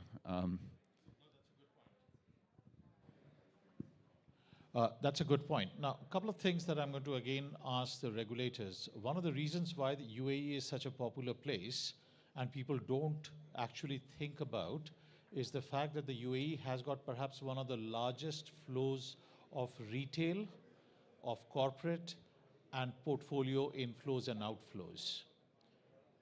People don't quite see the opportunity that that particular thing provides. The second thing that the UAE provides, especially for stablecoin issuers and people who are working on this, is that the UAE has got the largest network of double tax treaties and bilateral investment treaties. That kind of a framework, people don't quite see that it becomes a hugely revenue generating piece. And when you are starting to have a stablecoin, maybe we are talking about the fiat piece at the initial stage, because of the volume of transactions that you are looking at, and I haven't even talked about the fact that you've got the family offices or the sovereign wealth funds, even a small bit of operational efficiency via a stablecoin can convert into a very, very large amount of revenue dollars. But for that, what I'm going to ask my colleagues from the regulators is, what would they say to a person who's wanting to do something in the stablecoin area? And second is also to give guidance on how can they improve the engagement with the regulator. So, Brian, shall we start with you, please? Yes.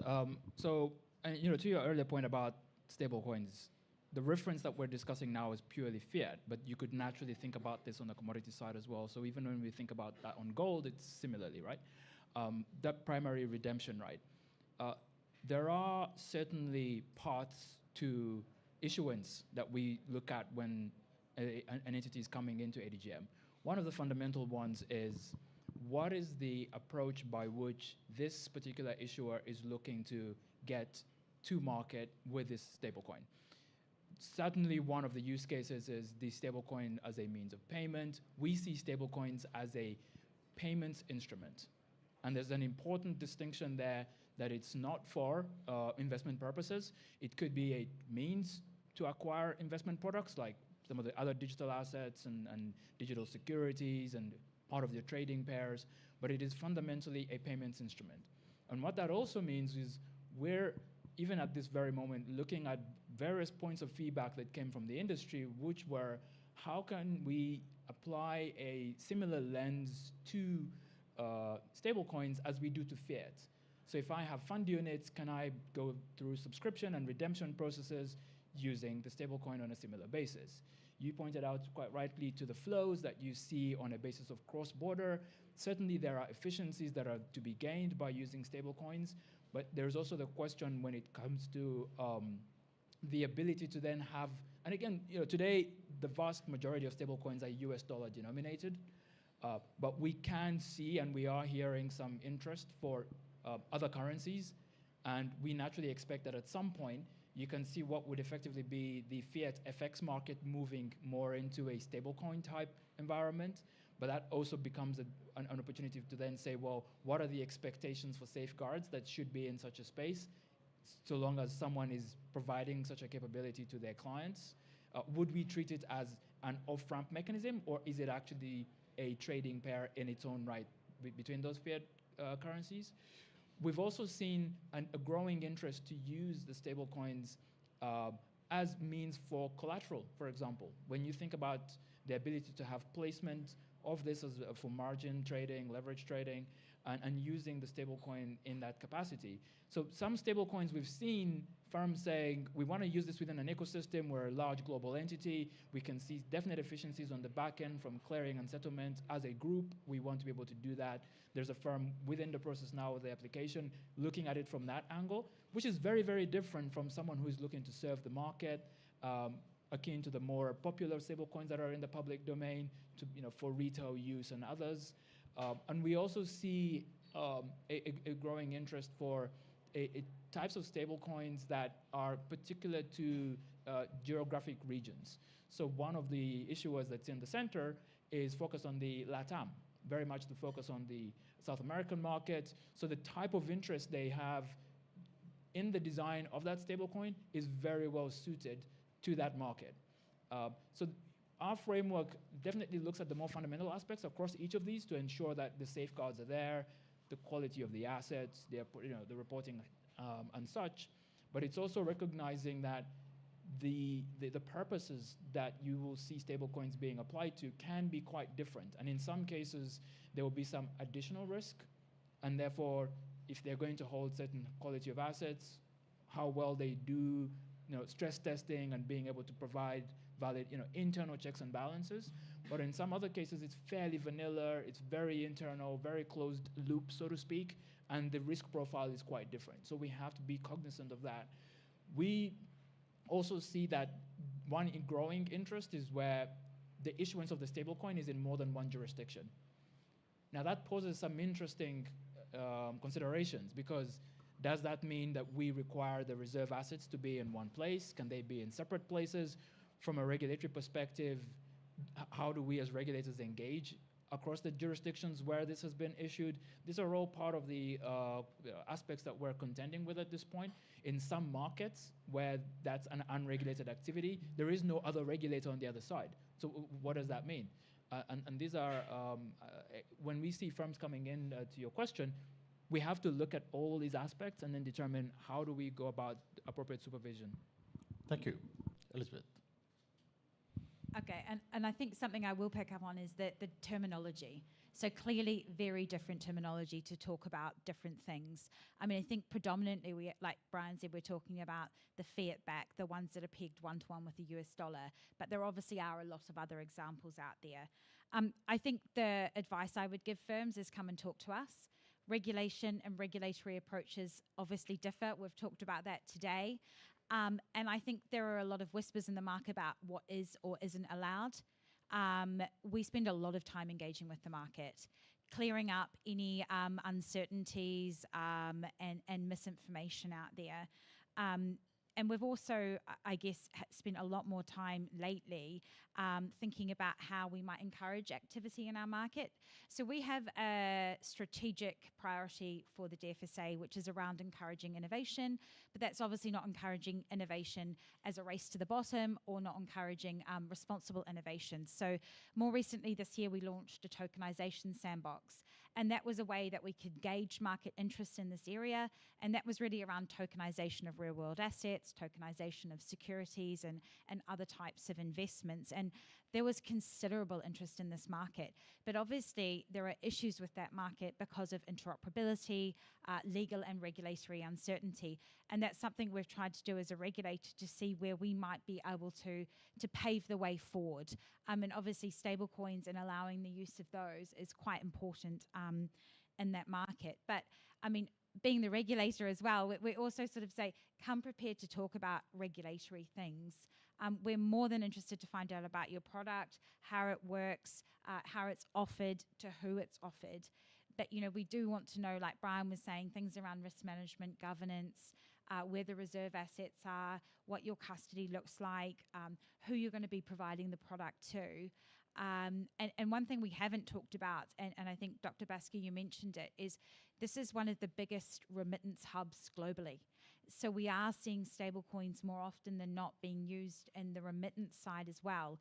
It can be instantaneous. It can take away all the additional costs around Nostro and Vostro funding and bank accounts. It's traceable, and it's nearly instantaneous. So Again, we're trying to learn these sorts of things, and our rules are always going to evolve. The more we learn, the more we're able to reflect that. And it might not necessarily mean more regulation. It might be explaining what we mean by regulation. It might be more engagement in the market. It may be changing rules as we get more comfortable in this area. And that's something that we continuously do with the market. Let me just flesh out 2-3 things. And you heard both the regulators talk about. You know, the one thing that they didn't talk about, it's like Sherlock Holmes and the mystery of the dog that didn't bark. None of them talked about the technology side. That is the key thing that at least I have seen, and I've got some of my CEOs sitting over here. When you're going out and talking to the regulators, remember, you are going and talking about a business. You will be talking about real life people who are going to be using it. You will be talking about real life people who are going to be investing in your business.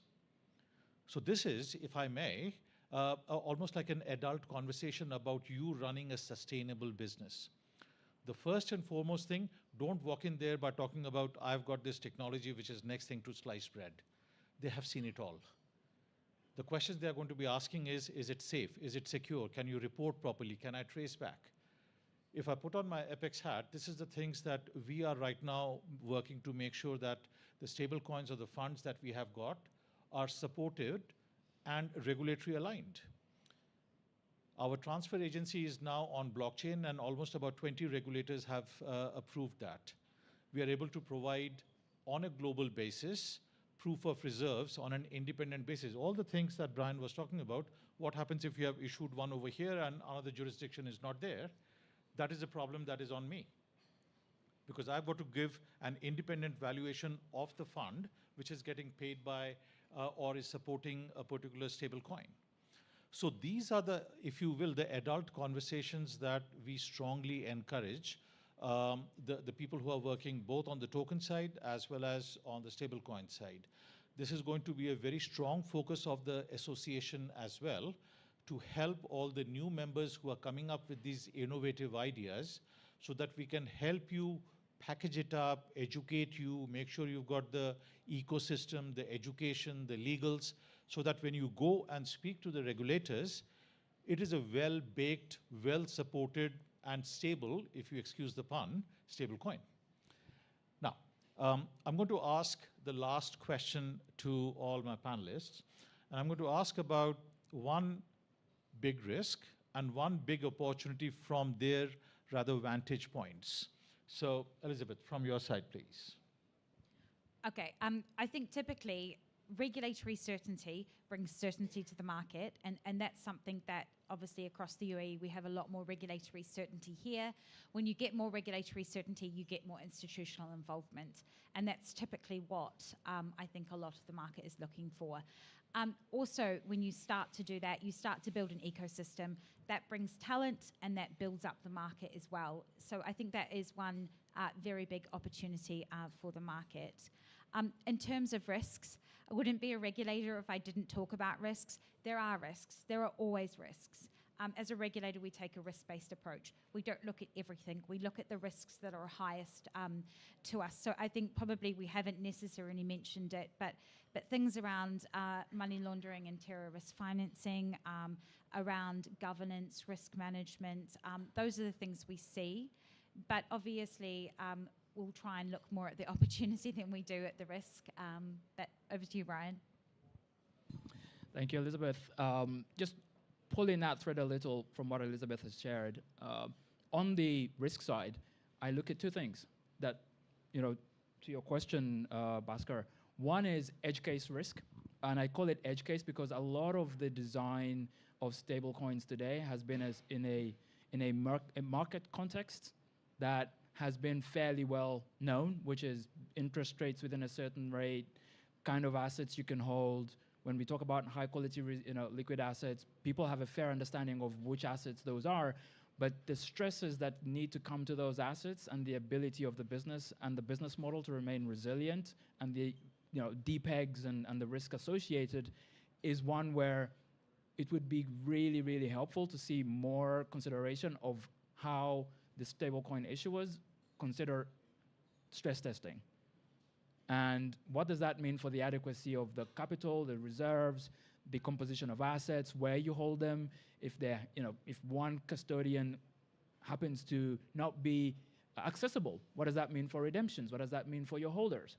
And that's one aspect. The second is, and I think more broadly as an opportunity, actually, it's a bit of a challenge right now, but it's also an opportunity, is thinking about the ability to extend beyond the fragmentation of stablecoins when you look at it on various, today when you talk about stablecoins, you think about them on various blockchains. And across various blockchains, you also have to think about what does that mean on risk within those various networks on which these stablecoins are issued and operating.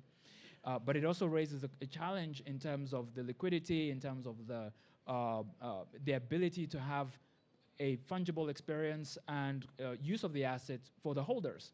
So an opportunity that I can see definitely would bring a lot of value. If you think about it from a client perspective, abstracting away some of that complexity removes pockets of liquidity that are in one chain versus another. What does that actually mean for today? You see issuers talk about bridging, but actually what does that actually mean if you're bridging the asset? Does that, or you're actually burning the token to create the new issuance? And I think that's an opportunity that, as a whole, makes a lot of the stablecoin usage become much more managed from a risk perspective, because again, as a regulator, I kind of have to bring this back to risk, but it also does have certain benefits on the cost and experience perspective for users. Thank you, Brian. Matthew. Opportunity and risk, biggest one. So I think the opportunity for the UAE specifically as a jurisdiction from a legal perspective and the country as a whole is huge, not just for stablecoins, but more broadly in digital assets. It's quite a unique combination of a benign regulatory environment and a sophisticated regulatory environment combined with a legal, a solid, incredible and familiar legal jurisdiction. Having moved from the UK, we've got the legal side, but we don't have it's a hostile environment from a regulatory perspective. You have the reverse in some other jurisdictions. So I think here we've got a huge opportunity, and so I hope we can build on that. And I think the risk is really, you're talking about fragmentation from a technical perspective. I think the risk is a fragmentation from a legal perspective where we want international. I mean, you can have stablecoins used within one country. They can still bring huge advantages, but in a global economy, and particularly to have the advantage of cross-border fund movements, the risk is that there will be sort of balkanization around the world, which will hinder the growth of stablecoins as and not just stablecoins, other tokenized assets. Great. I think we are, well, the lunch is served, so I think we need to start approaching more important things than regulations. Just a small plug for the association. The association is just starting up. We would welcome people to have a chat. Sorry to interrupt you, just because we've got here, ERC-3643 Association. The association you're talking about is the Middle East Stablecoin Association. That's right. So just so people are clear which one. Absolutely. We're just talking about the Stablecoin Association. We are, obviously, the whole point of getting that is to make sure that we get investors in there. We have the legal sorted out. Loredana over here looks after our marketing piece. The marketing of stablecoins is a completely new thing. And she absolutely said that we need to have themes, standards, and best practices around how to market these, because you can fall foul of not just regulation, but how to do it best. So thank you very much to all my panelists for that wonderful series of comments that they have made. Thank you very much, and I'm going to hand it back. Thank you.